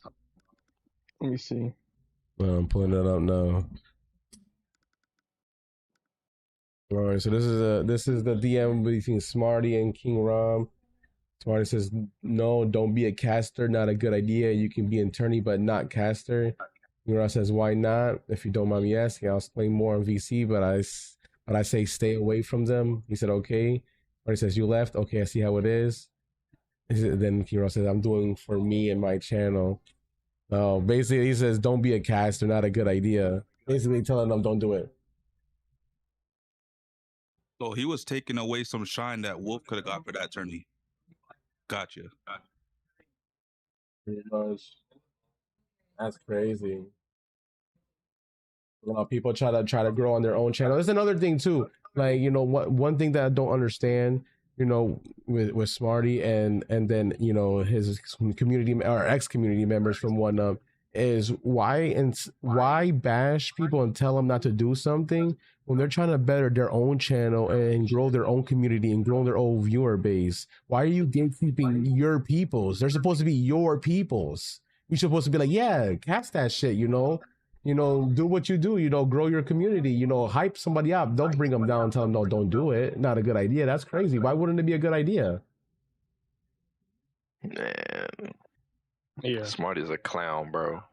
But I just want to clarify that in the video because I think the Cloud dude didn't have the right information because, you know, the Wind Riders, now they're kind of like, you know, the ones in charge of like the rival circuit and stuff. So it's funny how the power dynamic just keeps shifting and whatnot. But, you know, there's obviously if narratives go out and people only getting it from one source, you know, they'll just believe it. So just, the defend, because, you know, a lot of us, I think, like he said in the video, the reason he left is because we did all of that to defend Thunder Hunter with the false allegations of him being a pedophile just for him to get kicked off the team.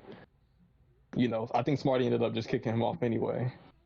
So a lot of people saw that as like, you know, he wasn't loyal to Thunder Hunter. Like, we're catching all this slack for defending this dude, you know, and not like wrongfully, rightfully, and then you just kick him off anyway. It's like, what's the point of all of that? So there were some people who left because of that. There was some issues where, you know, I believe it was Ro. Ro was, I think, like one of Smarty's right-hand man and One Up. You know, he was one of the first people to join One Up with all of it, and then he ended up leaving. And I kind of agreed with him. He made a statement. He said essentially that, like, you promised, because this is Smarty in charge, that he would, you know, ban certain players because, you know, they were, you know, calling people, you know, child molesters and pedophiles, and you throwing off, you know, blanket allegations. And then, you know, the moment you come out with a statement, once you're in charge of the rival circuit, it's like, okay, we're not going to ban these people. And so there's some people like, yo, like, I don't want to interact with these people. Like, the fact that they are saying things and giving people labels that can ruin their lives, and then, like, you're not going to ban them because I guess, like, you want to maintain your position within the rival circuit, you know, in order to, like, I guess, come off as neutral. Like, there were some people who wasn't rocking with that either. You know what I'm saying? One thing from all this too is that for him to come out when he gets the power and then ultimately like ban Thunder Hunter, like, a lot of people are not saying this, but the optics of that make it look like he's guilty from his own camp. Yeah, like because I think there was a situation where there actually was kind of like, you know, somebody who was like, kind of like on that side of things, weirdo, you know, and I think Smarty banned him immediately. But it's like, you know, banning or kicking out Thunder Hunter after literally everybody went tooth and nail to defend him, he posted receipts and all of that. And because we found out that I guess Thunder Hunter's a sore loser. Whenever he loses, he'll be like, "Oh man, you suck or you're cheap or something like that." So then I guess Smarty used that as a reason to kick him out. And it's just like, come on, like obviously you get salty and you lash out, you know what I'm saying? So how are we going to kick out Thunder Hunter just because he might get salty about losing or whatnot? But there was that, and then a lot of one members, it felt like he, like he kind of backtracked a little bit once he got to a position. So there was that. Oh man.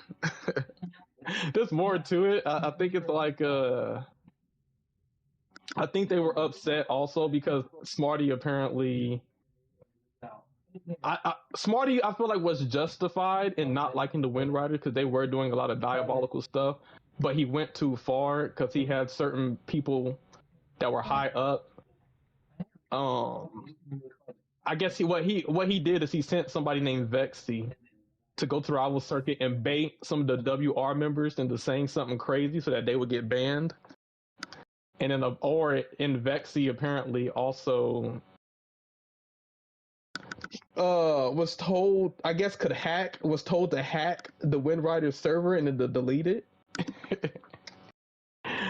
But I guess the guy was like, nah, or something like it was illegal or something like that. And then I guess like maybe Smarty changed his mind or something supposedly.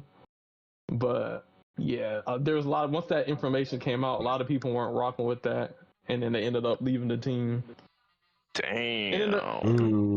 This is the wrong person to get power, man. Look, I want to say one thing. Hold on. Could you imagine, Angel? Guys, could you imagine if we got too big, God forbid, and he sends someone over to our server and say, "Oh, go delete that shit." That'll be some fuck shit, bro. That's crazy. Yo, so I want to say this one thing. And then y'all can go ahead and finish this Smarty stuff. And this is a message to all 1UP members and also ex 1UP members. This is just me as a streamer, content creator, talking to you guys. Don't let Smarty make you think that you can't be something without him. Please don't ever think. That goes to Princess Tiara and all of you guys. Don't ever think you need Smarty to be something in this content creation world, because you know what's going to get you far is your personality, and you being real with your community. Yep. You don't need somebody to make you. Okay, you make yourself. You own your own destiny. You just got to put the work in. Yeah, it's nice to have help and whatnot, but don't think by any means that somebody is the reason you're getting popular, because that's all you. Just remember that.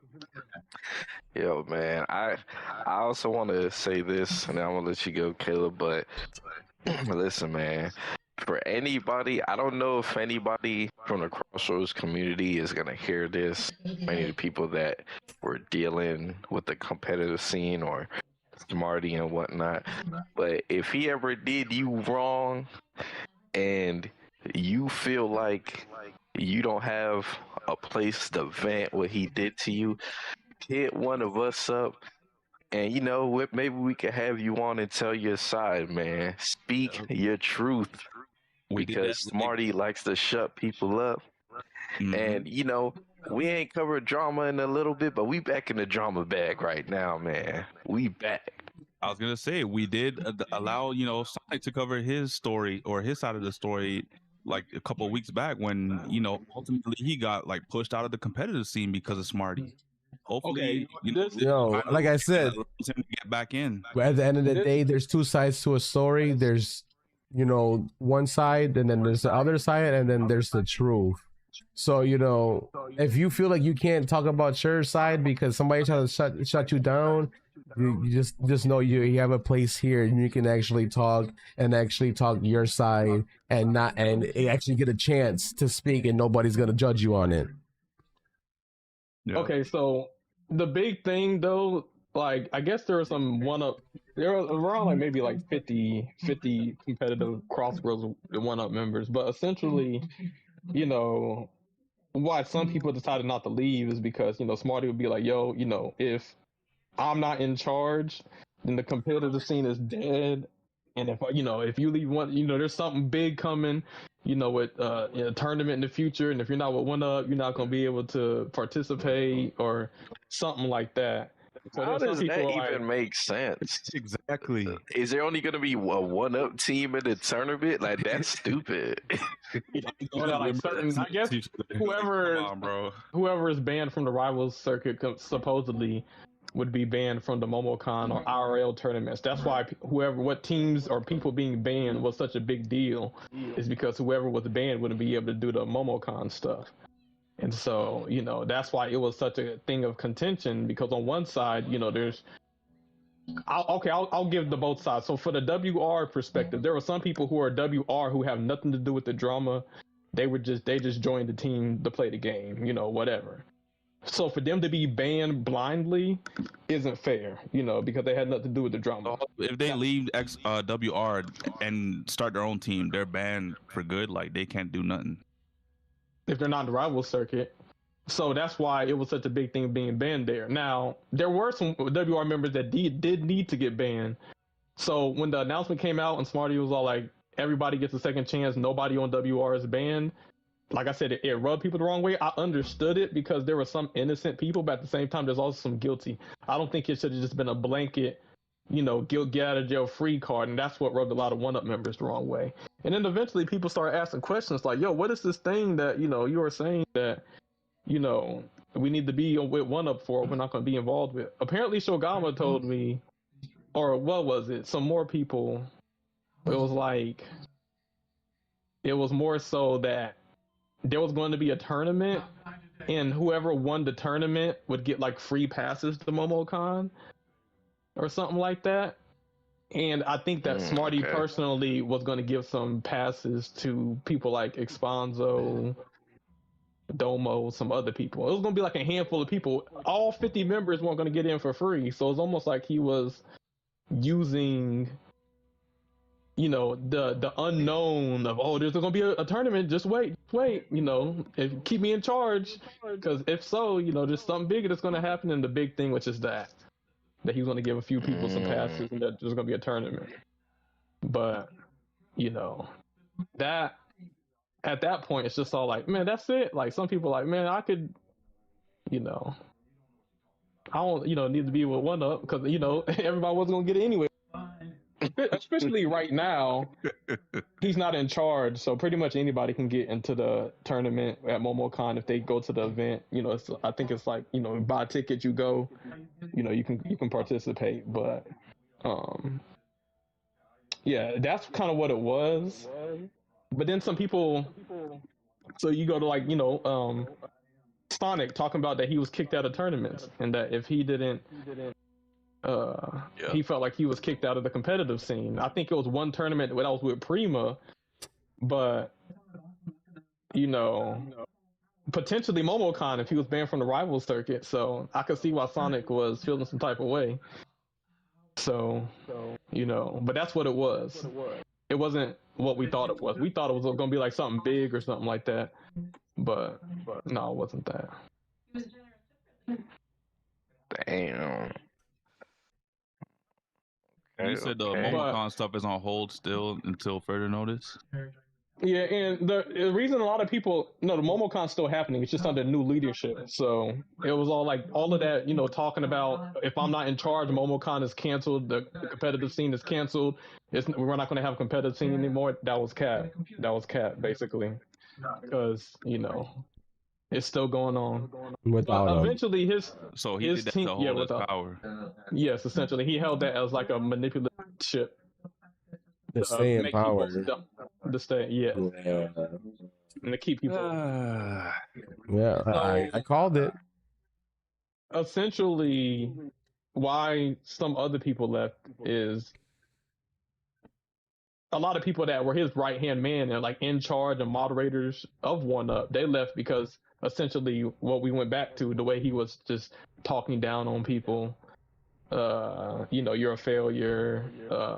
I guess there was like, I don't know, just lots of incidents that people had where he would just be like threatening to kick people off and stuff. You don't do this, hurry up and do this, or I'm gonna kick you from the team, that type of stuff.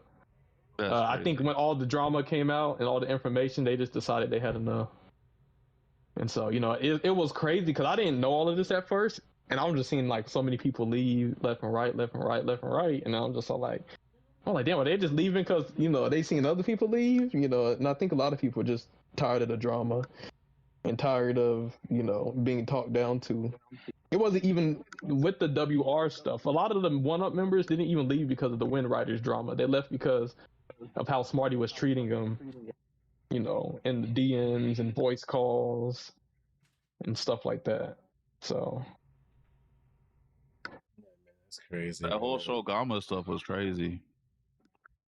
I think a lot of this stuff really touches me too, and that's why I told all the 1UP members what I had to say, because I also went through the same shit back when I first started streaming, because I joined a streaming Discord, and the leader of that Discord was essentially like Smarty when it came to like when he goes live, he shuts the whole Discord down. Nobody can post their live links.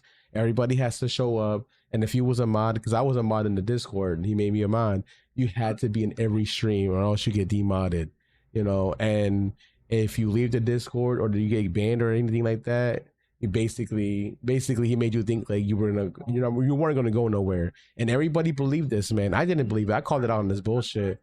And eventually, fast forward, that his Discord got shut down because there's a lot of things that came into light, a lot of PDF stuff that came into light that nobody knew, and he basically just left, and he shut down the whole Discord. But fast forward, those same people that were in that Discord literally came up to me and said, you know what, I'm sorry for believing all the bullshit and whatnot that he said about you and this and that, because obviously it was all a lie. But to see that you are now a partner and you did this shit after leaving this Discord when people thought you weren't going to go nowhere, that's why I said what I said to you guys at 1UP, because you can leave, you can think somebody is pushing you to the max, but once you leave a toxic environment and you start working on yourself and put in the work, you can also be that person. You don't need nobody, truthfully. And that's what I did. So like, fun fact, I've been through that shit. I've been through a cult Discord myself, and it was a streaming Discord, which is why I don't really mess with streaming Discords, because they're all fake. They're all about their people's growing and nobody else. So just don't think this is just a gaming community thing. This is a streaming community thing too, like where this shit really do be happening in multiple Discords and multiple communities, where people will suck you in, make you believe everything's all good and dandy just to boost their numbers and boost their ego, because they think that they're on top. So let my success give you guys proof that you can do this on your own without anybody. And the whole Prima stuff, there was supposed to be a collab tournament with Prima, and the reason that didn't work out because they had like a disagreement of who could like be a caster or something like that. And after that happened, he's all like, everybody leave the Prima Discord or you're kicked off of 1UP. And then later he's all like, oh no, you can stay in Prima. It was like that type of thing, trying to run the team like a dictatorship. That's crazy. Smarty actually might have some mental. Hey, Princess Theory, if you hear this, run away from that nigga fast as fuck, man. Listen, we are telling you. It's crazy. I don't know, man. You know what I think? Had I got my way and you guys just covered this whole Princess Tiara shit when it came out, I don't think this shit in CrossWorlds would ever happen. Okay, I don't really want to get too deep into that because it's personal. But I will say one thing: it's like, Smarty, you're not innocent in that too, because you kind of, the moment you felt like somebody turned on you, then you turned on them. So you always talk about loyalty, but you weren't even loyal You know, to her, Caleb's a snake behind his To your back. own people. You gonna snake me, Caleb, right? Yeah, You like gonna snake me? Like how does that look on you as a person that you turn your back on your own peoples, the people that you're supposed to like defend and have their backs? That makes no sense. That's fake. Extreme fake. The biggest snake.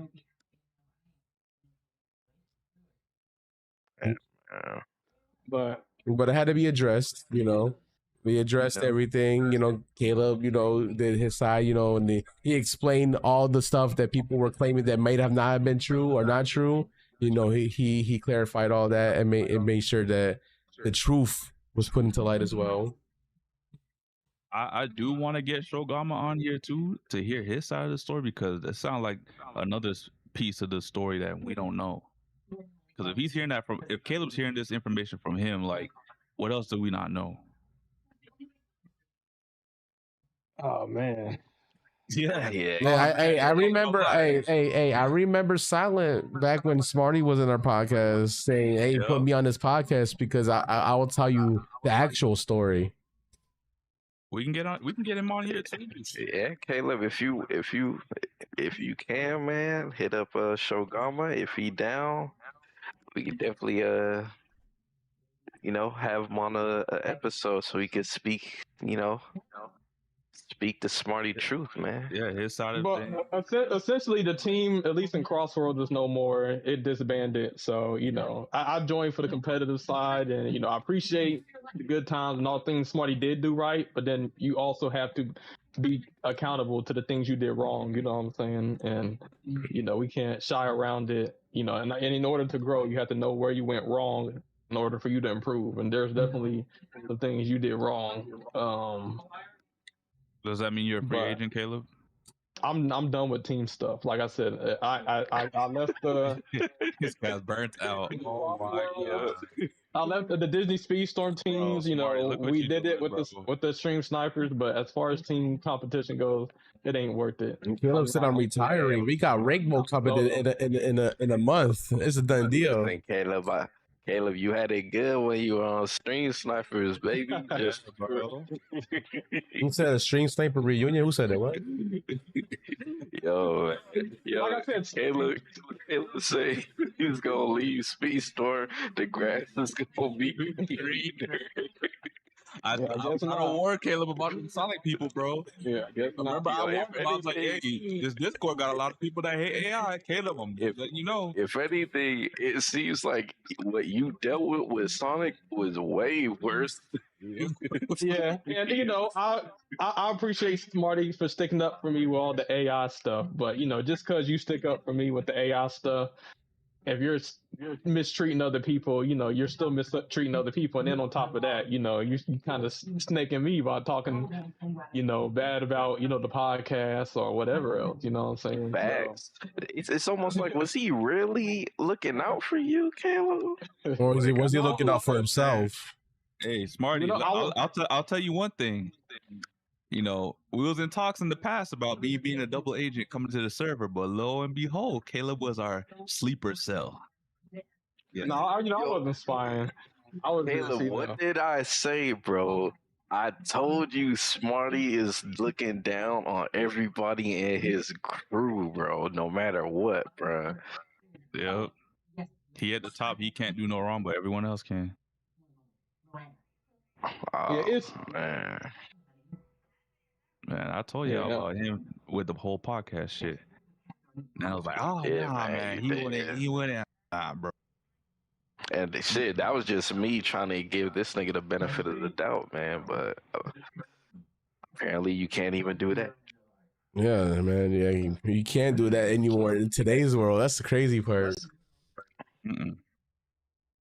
We are at the 3-hour mark, so we might have a little longer podcast. Maybe the rest of the topics we could probably run through them pretty fast because they're it's just like 3 more topics. Yeah, we did cover it. We did have some more drama. So we did. Yeah, there was. Yeah, that's right. We were gonna cover that. More rival. Crazy, yo. So what y'all want to do, man? What y'all want to do? let's cover the drama. I guess whatever we don't finish after that, we do next week. All right, that's fine. So what we could do is we could just do this last drama thing, and then we'll probably like save everything else for like next week. But yeah, let's get into it, man. You know, if you thought the drama was ending, you are sadly mistaken. Hey, you know what's crazy, man? Though every piece of drama that's being talked about today, Caleb is involved in. What's going on, Caleb? Hey. Yeah, Caleb, you wanna start us off, man? All right, well, I still play Marvel Rivals. You know, they don't, the other members of the podcast all abandoned it, but I still play. You know, Hold on. You're not just gonna do that. I did tell you, anytime you want to play, let me know. I got it in my internal drive. I'll start that bitch and get on the game with you. You never hit me up about it. Okay. Well, it seems every single competitive scene has drama, and at least with Marvel Rivals, you know, there's some drama in a tournament that was going on, $40,000 tournament, and Kingsman, he's one of the best players in the game. I believe he's been top 10, and you know, he got drafted to a team, and what's it called? Essentially, this is for money, so he wanted to have the best comp, because it's kind of like in Speedstorm. Certain characters are just stronger than others. You know, Zeus will always beat King. Yeah, there's metas. Zeus or Baymax will always beat King Candy. You know what I'm saying? There's just certain characters, you know, Snow Whites, that you know, take less skill and get more value. So in this game, you know, Black Widow is on everybody's tier list, F tier. You know, one of the worst characters in the game, and somebody who's a Black Widow one trick, you know, was on his team, and he was, you know, while they were scrimming, he's like, yo, can you like potentially play like a more meta character, like, you know, Bucky or Phoenix, because, you know, you'll get a lot more value. Hella. And then all of a sudden, you know, they crashed out on him saying, oh, I'm just here for the vibes.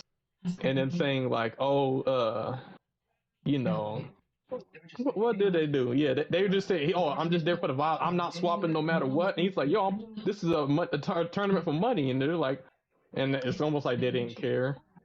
And so he just kept asking, like, yo, like, and they did a scrim, and then I think he went like 28-3 or something like that. He was carrying, and then she went 0-5. And then, you know, he's like, yo, this is what I'm talking about. Like, this happens in the tournament, we're gonna lose, because they're hard diving. I believe at the time, he was actually like 18-2 or 18-3, something like that. Yeah. And they're like, we're not switching, and they're like bringing down the vibes, and then apparently, because he asked his teammate to switch characters, the team captain for his Rivals tournament got him kicked off the team. And this was like the number one player in the game. And so this was like a huge controversy within the scene. And, you know, they were trying to like label him as like like almost like a rapist, because, oh, you can't take no for an answer. As if, like, you know, it was just so unfavorable, you know, things they were saying about him, just because he asked, can you swap? And he kept asking because obviously he wants to win. So that was kind of the drama going in within the creator space of Marvel Rivals, and, you know, within that tournament. And what's crazy is after he got kicked out, the team ended up going, I believe, 0-7. I believe they had 8 matches, and they lost all of them but one or something like that. So it looked like he was right. But because of that, now everybody is like, you know, calling Black Widow players Zaza stacks and all of that. But that's kind of, I guess, a summary of the drama. But yeah, what do y'all think about the whole Marvel Rivals drama? I think, I'm not gonna lie, when I first heard about it, I didn't think it was gonna blow up this big, but everybody's talking about it, man. And I'm not gonna lie, when I watched it, and at first I thought maybe Kingsman was like being toxic or something, but when I was watching everything that was going on, Kingsman, number one, he actually wasn't being disrespectful. No. He was trying to be as respectful as possible, and they're like, oh, you're bringing the vibes down. You know, which is crazy. When PYT and all of them used to play rivals and pro. You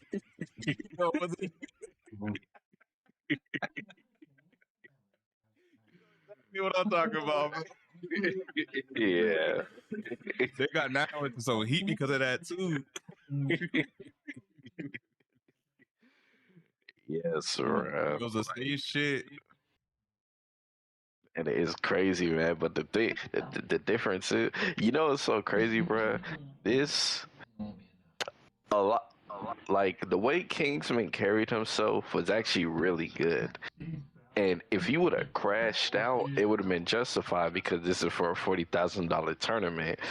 And there's a lot of players that would have crashed out. And you know what's so crazy? Kingsman, he didn't call any of the players out of their name or anything. He was just trying to press the issue like, yo, you know, y'all gotta, you know, we're playing, we're in this tournament, $40,000 on the line. On the line. Just try. And, you know, can you please just at least swap? And they wasn't listening. They was getting on his ass. And he was, I think he said something about like how he could have used, you know, he wants to win because he could use the money for college. And they was trolling him about it. Yeah.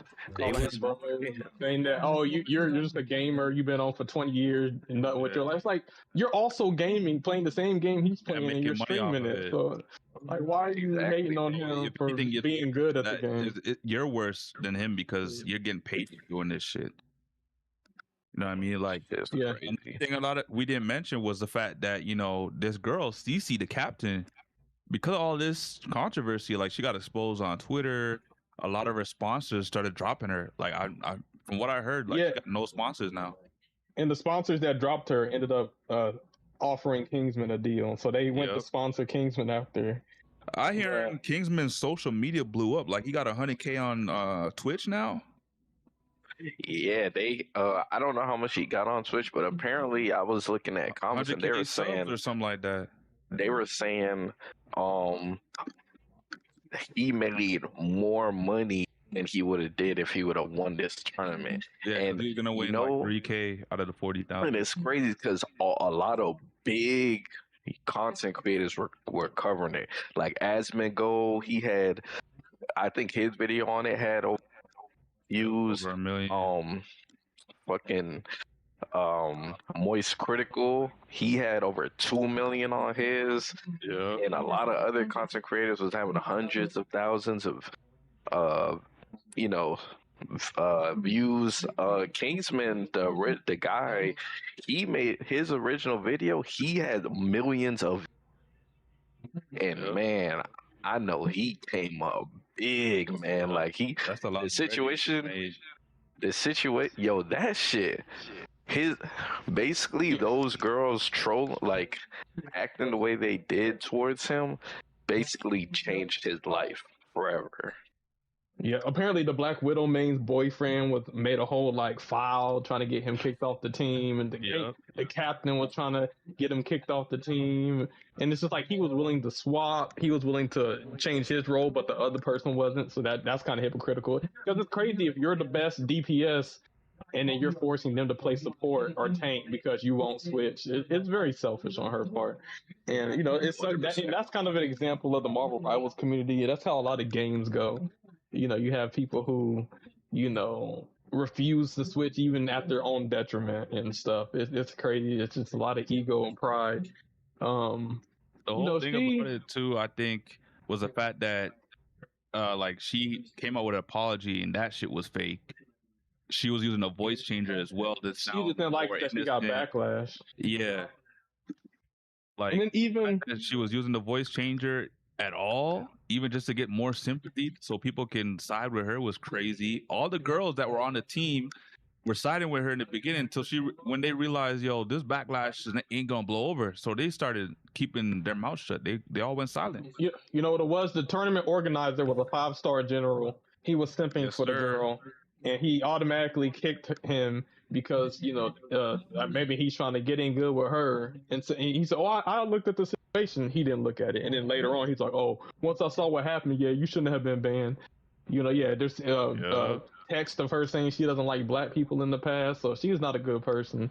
And so, obviously, I think that was very, sloppy by the tournament organizer. It's one thing if you're publicly lashing out, calling people slurs, but just suggesting somebody can switch a character so they can have a better team composition, that's not something that you ban somebody out of a tournament.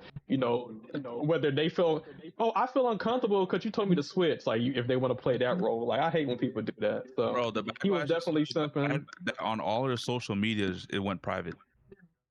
Yep.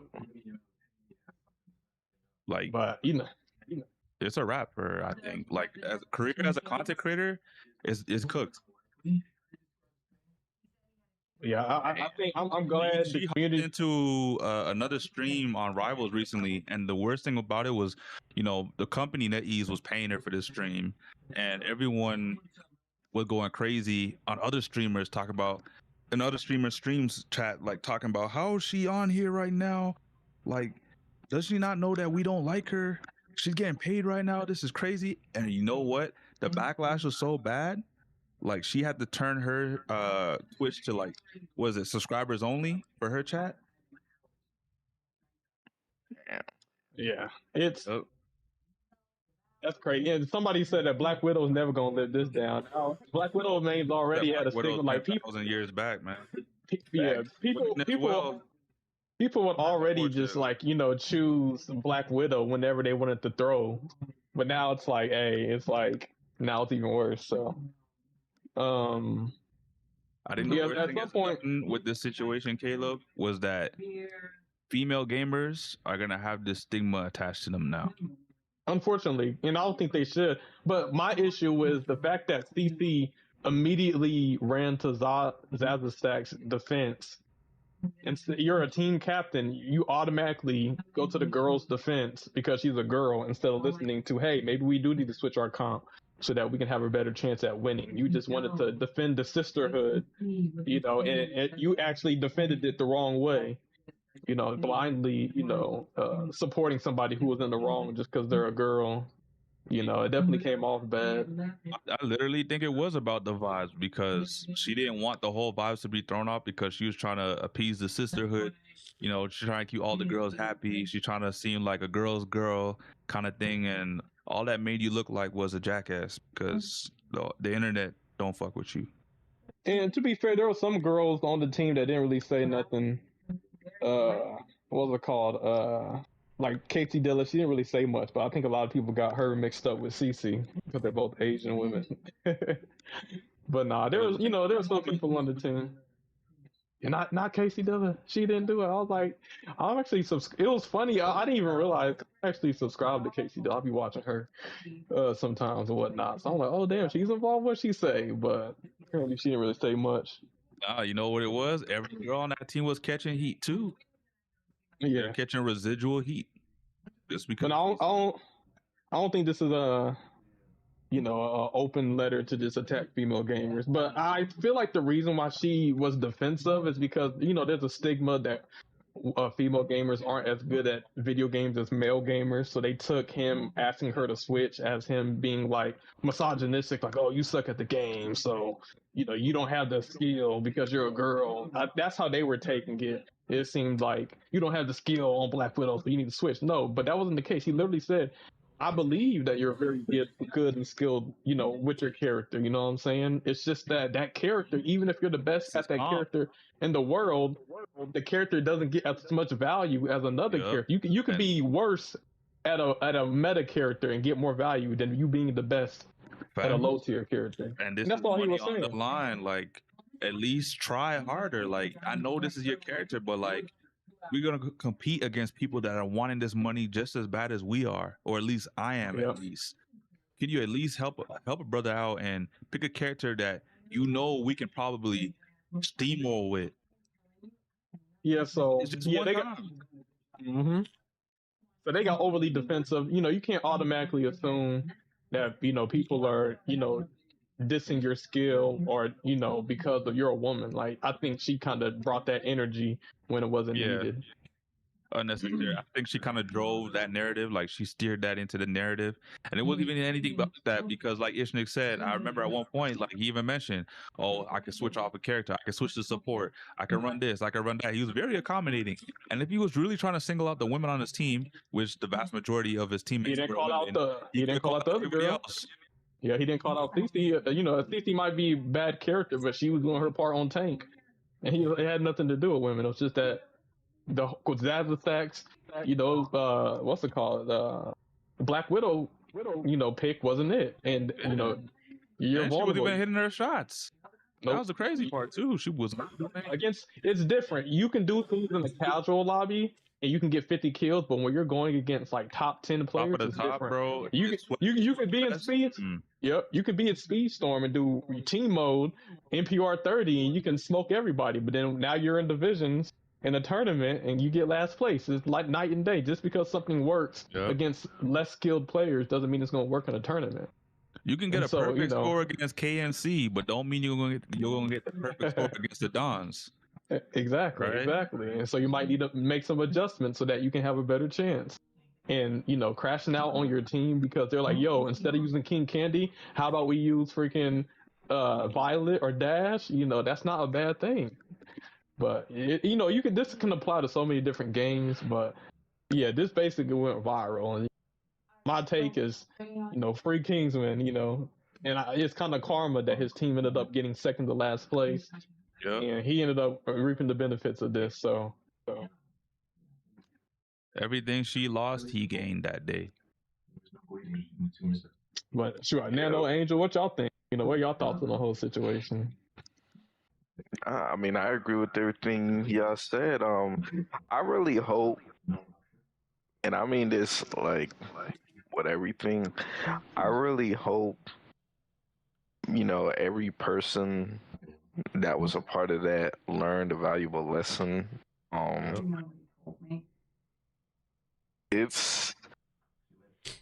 And at the end of the day, if you're going to enter something competitively, especially if there's a reward or money on the line, you got to be willing to adjust and accommodate. Like you gonna have to make some changes. Like you can't you can't go into something like this and, you know, if you're underperforming, not make any adjustments. So I don't know. I heard that CC picked their team because I heard she didn't even know who he was though. That, you know, how do you picking people on your team? You don't even know who they are.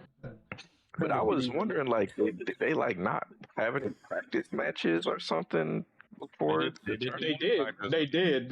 There was scrims before that, and he kept talking about, okay, who's this person good with? Are they willing to switch? And I think the issue that happened is that he brought it up earlier when the Zaza Stacks first joined the team. They talked to each other, and he said, "Yo, would you be willing to switch?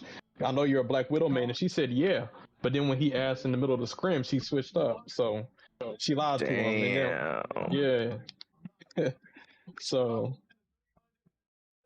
that's that was messed up. And I guess they try to see. But don't frame it as, oh no, he was harassing her since the start of the tournament. When it's like, no, like he's trying to win and he's seeing who's good at what character, and then you're saying one thing but then doing something different later on.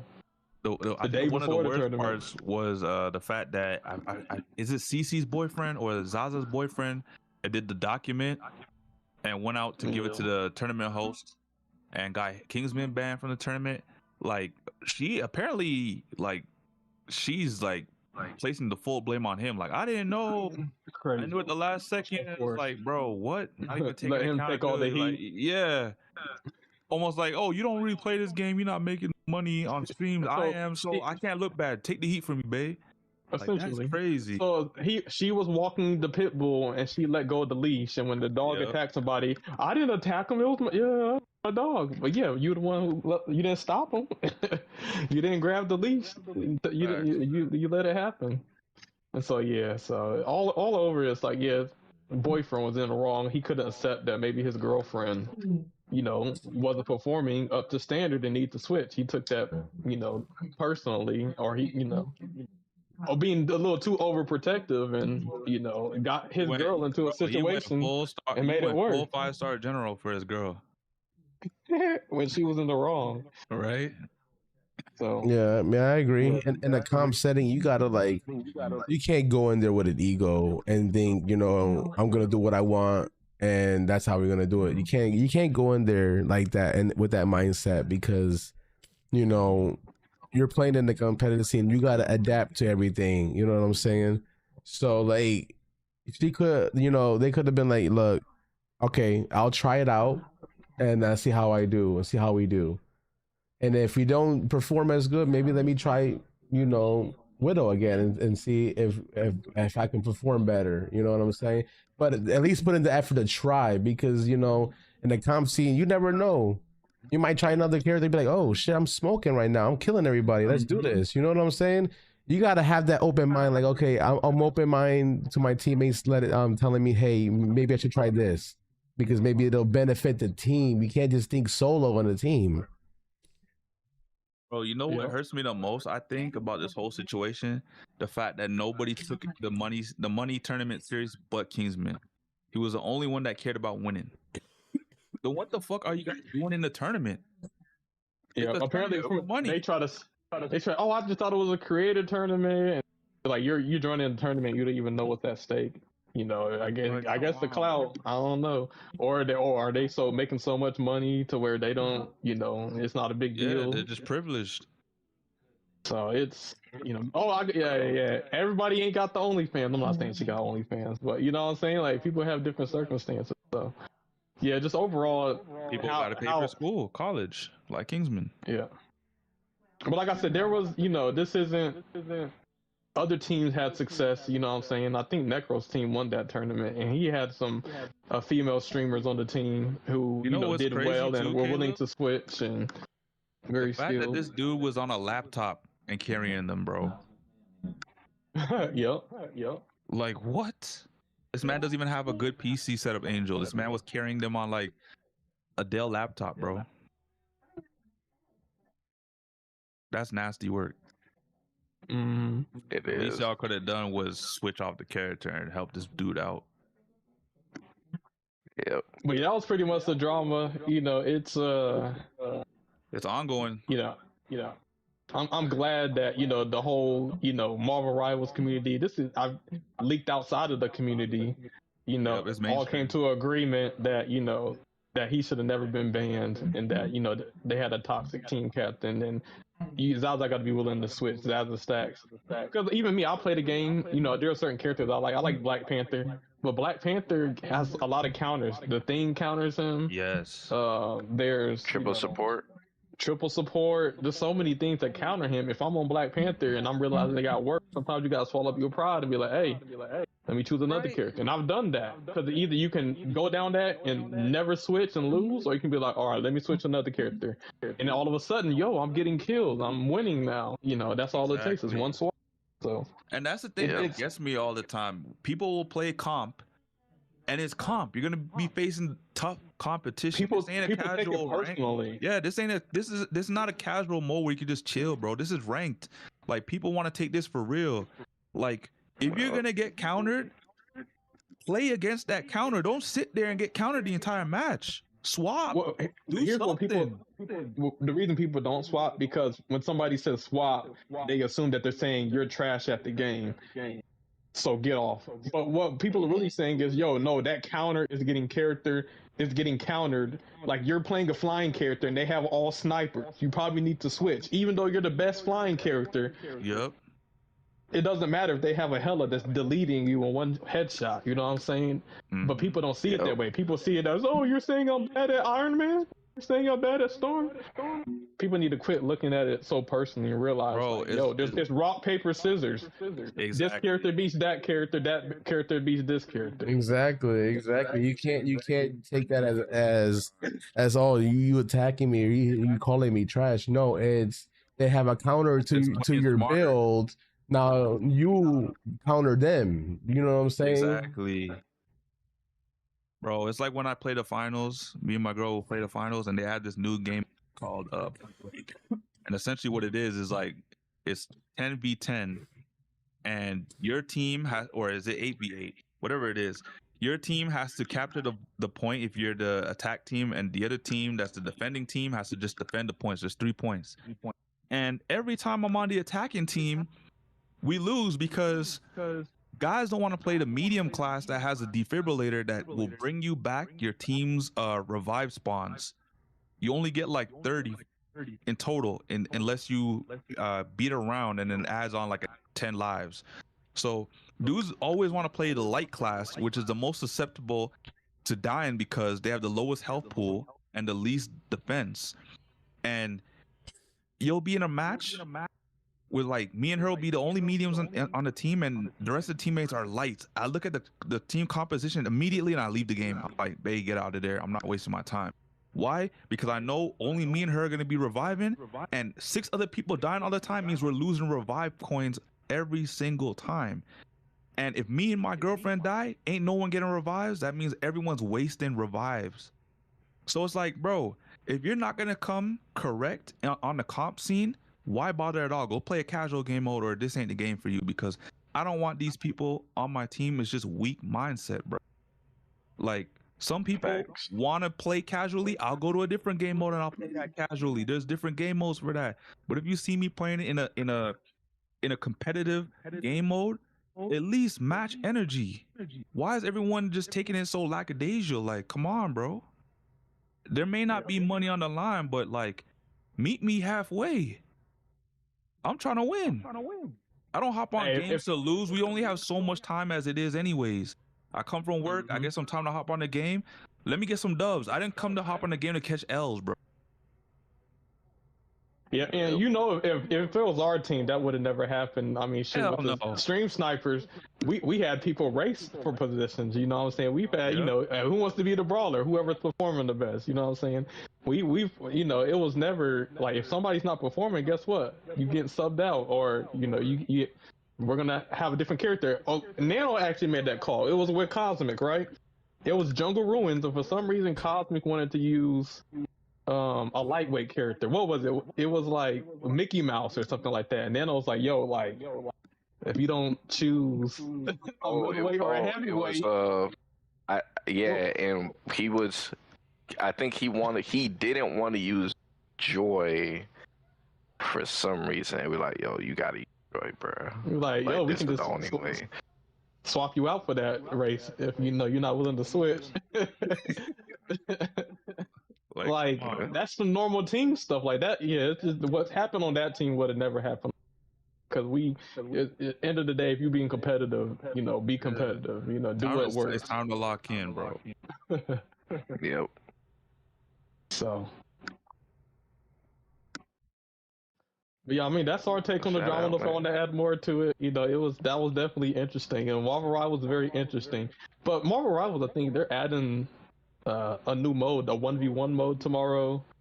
I believe they have like a disco because they added Times Square, and they're adding on to the Times Square where you can like go into the club and you can dance and stuff like that. Yeah, bro. Marvel Rivals got a club before GTA 6 come out. Yeah. It's gonna be the new GTA 6. Yo, they just came out with a skin. Apparently, Psylocke is on the strip games at this point. They got Psylocke dancing on the pole, bro. This shit, wow. Whoa, that's crazy. Yo, that's probably why they gave Venom that's working. Bro, you gotta quit with that. They going too zesty with Venom, bro. Yeah. I don't know what happened. They gave him some kind of skin. He's like a freaking Jello dude twerking. I'm just like, nah, bro. Like smacking his booty on every MVP victory. I'm just like, y'all doing too much. Y'all dragging the joke. I don't know, man. Apparently, that's Caleb, you gonna be that's the kind of vibes. That's the kind of vibes CC and them was looking for, man. From Kingsman, they wanted to twerk on the scene, taking L's. Dang. Yeah. Not me.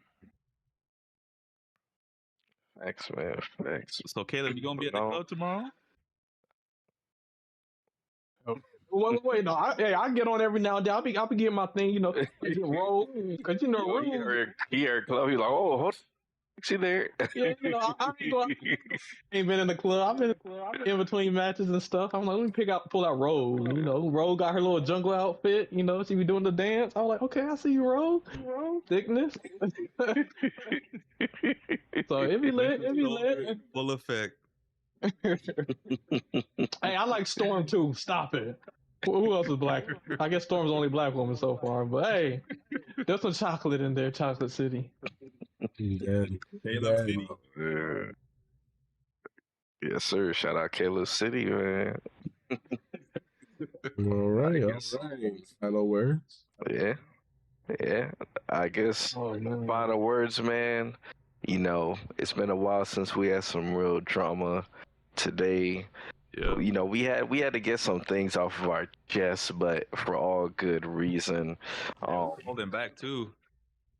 There's a lot. There's a lot I could have said, and more I could have went in depth. But you know, I think what I said, pretty much covered. Just some other stuff, but like, end of the day, what it comes down to, you gotta respect people. You can't just be talking to anybody crazy, even if you're mad. Just because you're mad doesn't give you a right to talk down on people or call them failures. And then also, you know, you can't crazy thing. Be holding loyalty over people's heads if you aren't 100% loyal, you know, to certain things. So it's just, we got to stay consistent. You know, it's you know, and like I said, I was part of one up. You know what I'm saying? You know, me and Smarty, I never had no issues with him. And Caleb might be heartbroken. He had issues with you, bro. You said you was a snake. Yeah, apparently, you know, he's saying that, you know, Toxic's hearing from other people. Not that Toxic's hearing from Smarty. Toxic's hearing from other people that, you know, he's saying that I'm a snake and all this kind of stuff and this and that. They podcast is this. I think one thing, though, last thing I forgot to cover is how Shogama, he got tired of Smarty constantly talking about how they're bigger, more powerful than other teams, other people. Whether that's in the Sonic CrossWorlds teams or podcasts, you know, because at the end of the day, he didn't care about that. He didn't care about being bigger or more powerful than another team or whatever. He just wanted to, you know, play the game. Well, not no more, it seems. Definitely hit up Shogama, man. I actually got some questions I'd like to ask. Myself included. Yeah. But yeah, I mean, that was pretty much my final words. So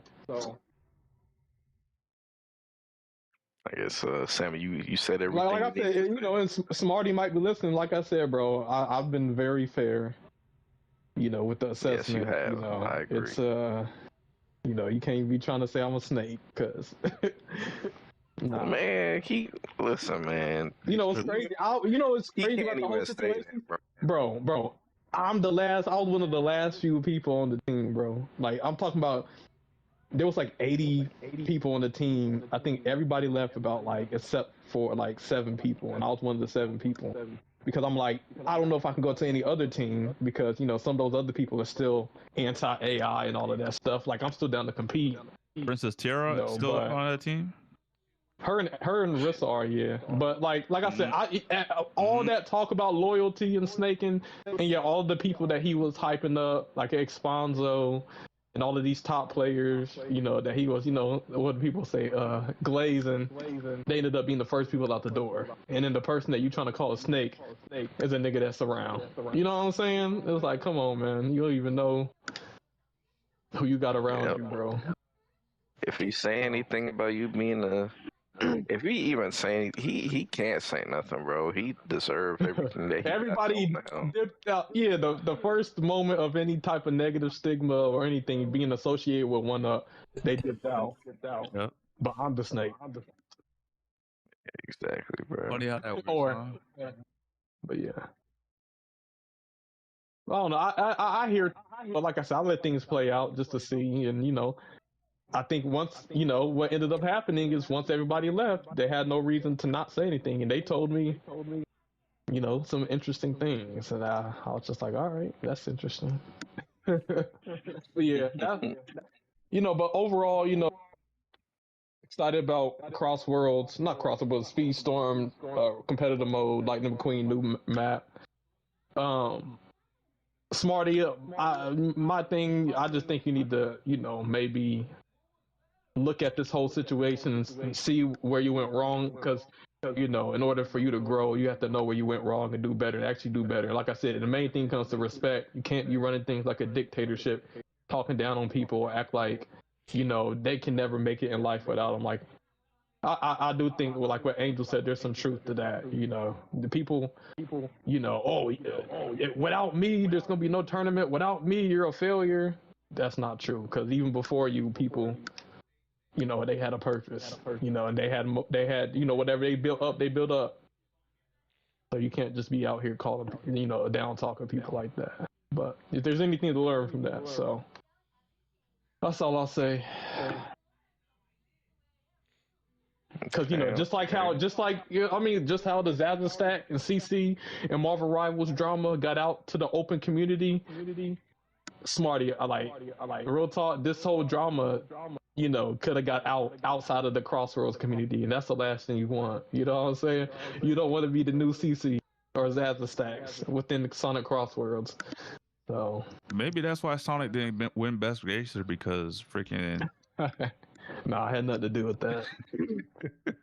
But I'd hope not. Oh man. You got any last words, Sammy? Honestly, when it comes to comp, if you're not locked in, if you're not ready to win, if you gotta lose, just what I mean? Like, I'm just here for fun. Like, I don't want you on my team. Just quit the match.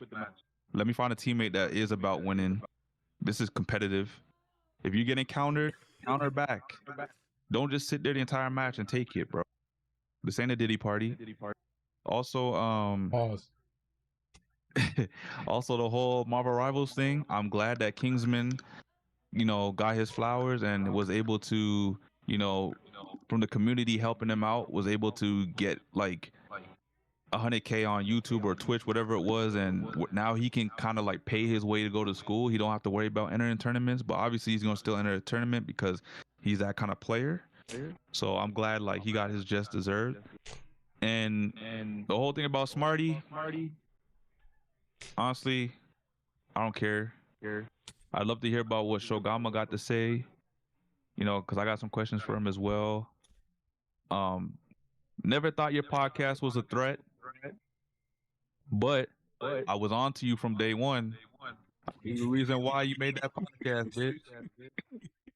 I knew why. And I'm never gonna let Nano live it down. Nano always said, "Hey, I'm Welcome to the Crashout." Nano's so happy for it. Hey, let them do their thing." Right? I was like, "Nah, no, you being way too friendly. Something's off." Damn, Smarty, you out here stabbing niggas in the back, and we gave you a platform to exalt yourself. And he's trying to make Caleb look bad too. He's like, "Oh, you leaving that podcast to join us? You better not snake me too." Like, what? Damn, bro.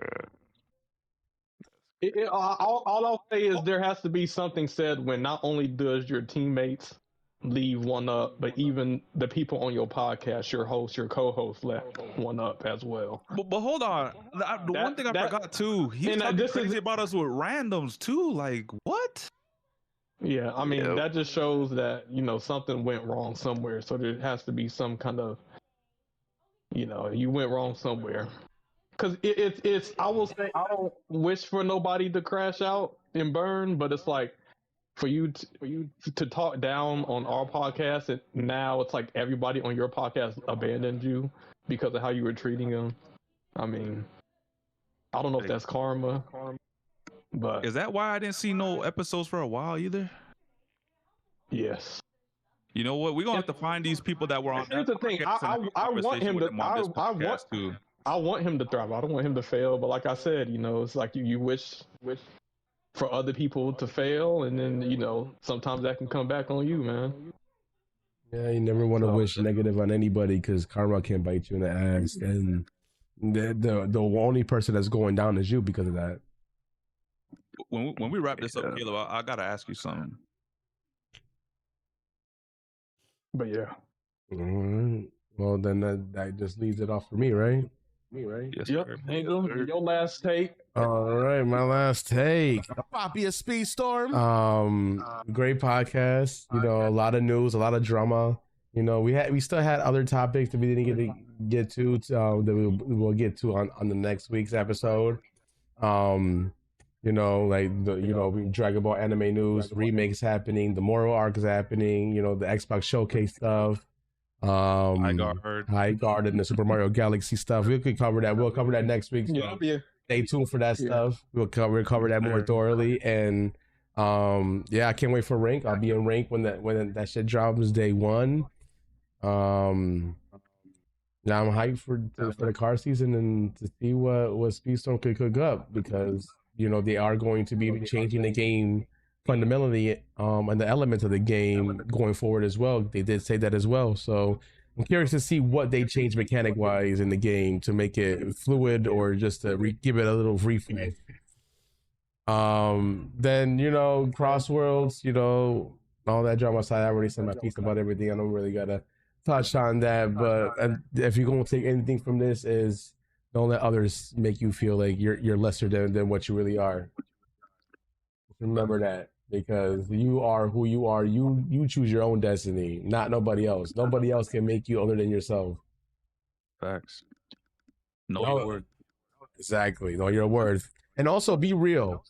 You know, don't try to be somebody that you're not, because I see that a lot on Twitch. I see that a lot on people's personalities. They try to portray a character or somebody that they're not, and it doesn't work because it's not genuine. If you really want to grow and actually be something and want people to like you, just be yourself. Literally just be yourself, because people will respect you more when you be yourself than you lying to yourself and trying to be somebody that you're not. Point blank, period. Facts. All right, yo. If you guys like the podcast, like, subscribe, hit that bell to get notified whenever we go live. We'll be back next week, next Wednesday, to talk about more spicy news. Maybe, who knows? Maybe there'll be more drama. You never know in the gaming world at this point. Yo, much love. Y'all have a great rest of your night. And yo, we'll see you guys on the next one. I'm gonna have to add a new category to the server. Weekly controversy or some shit.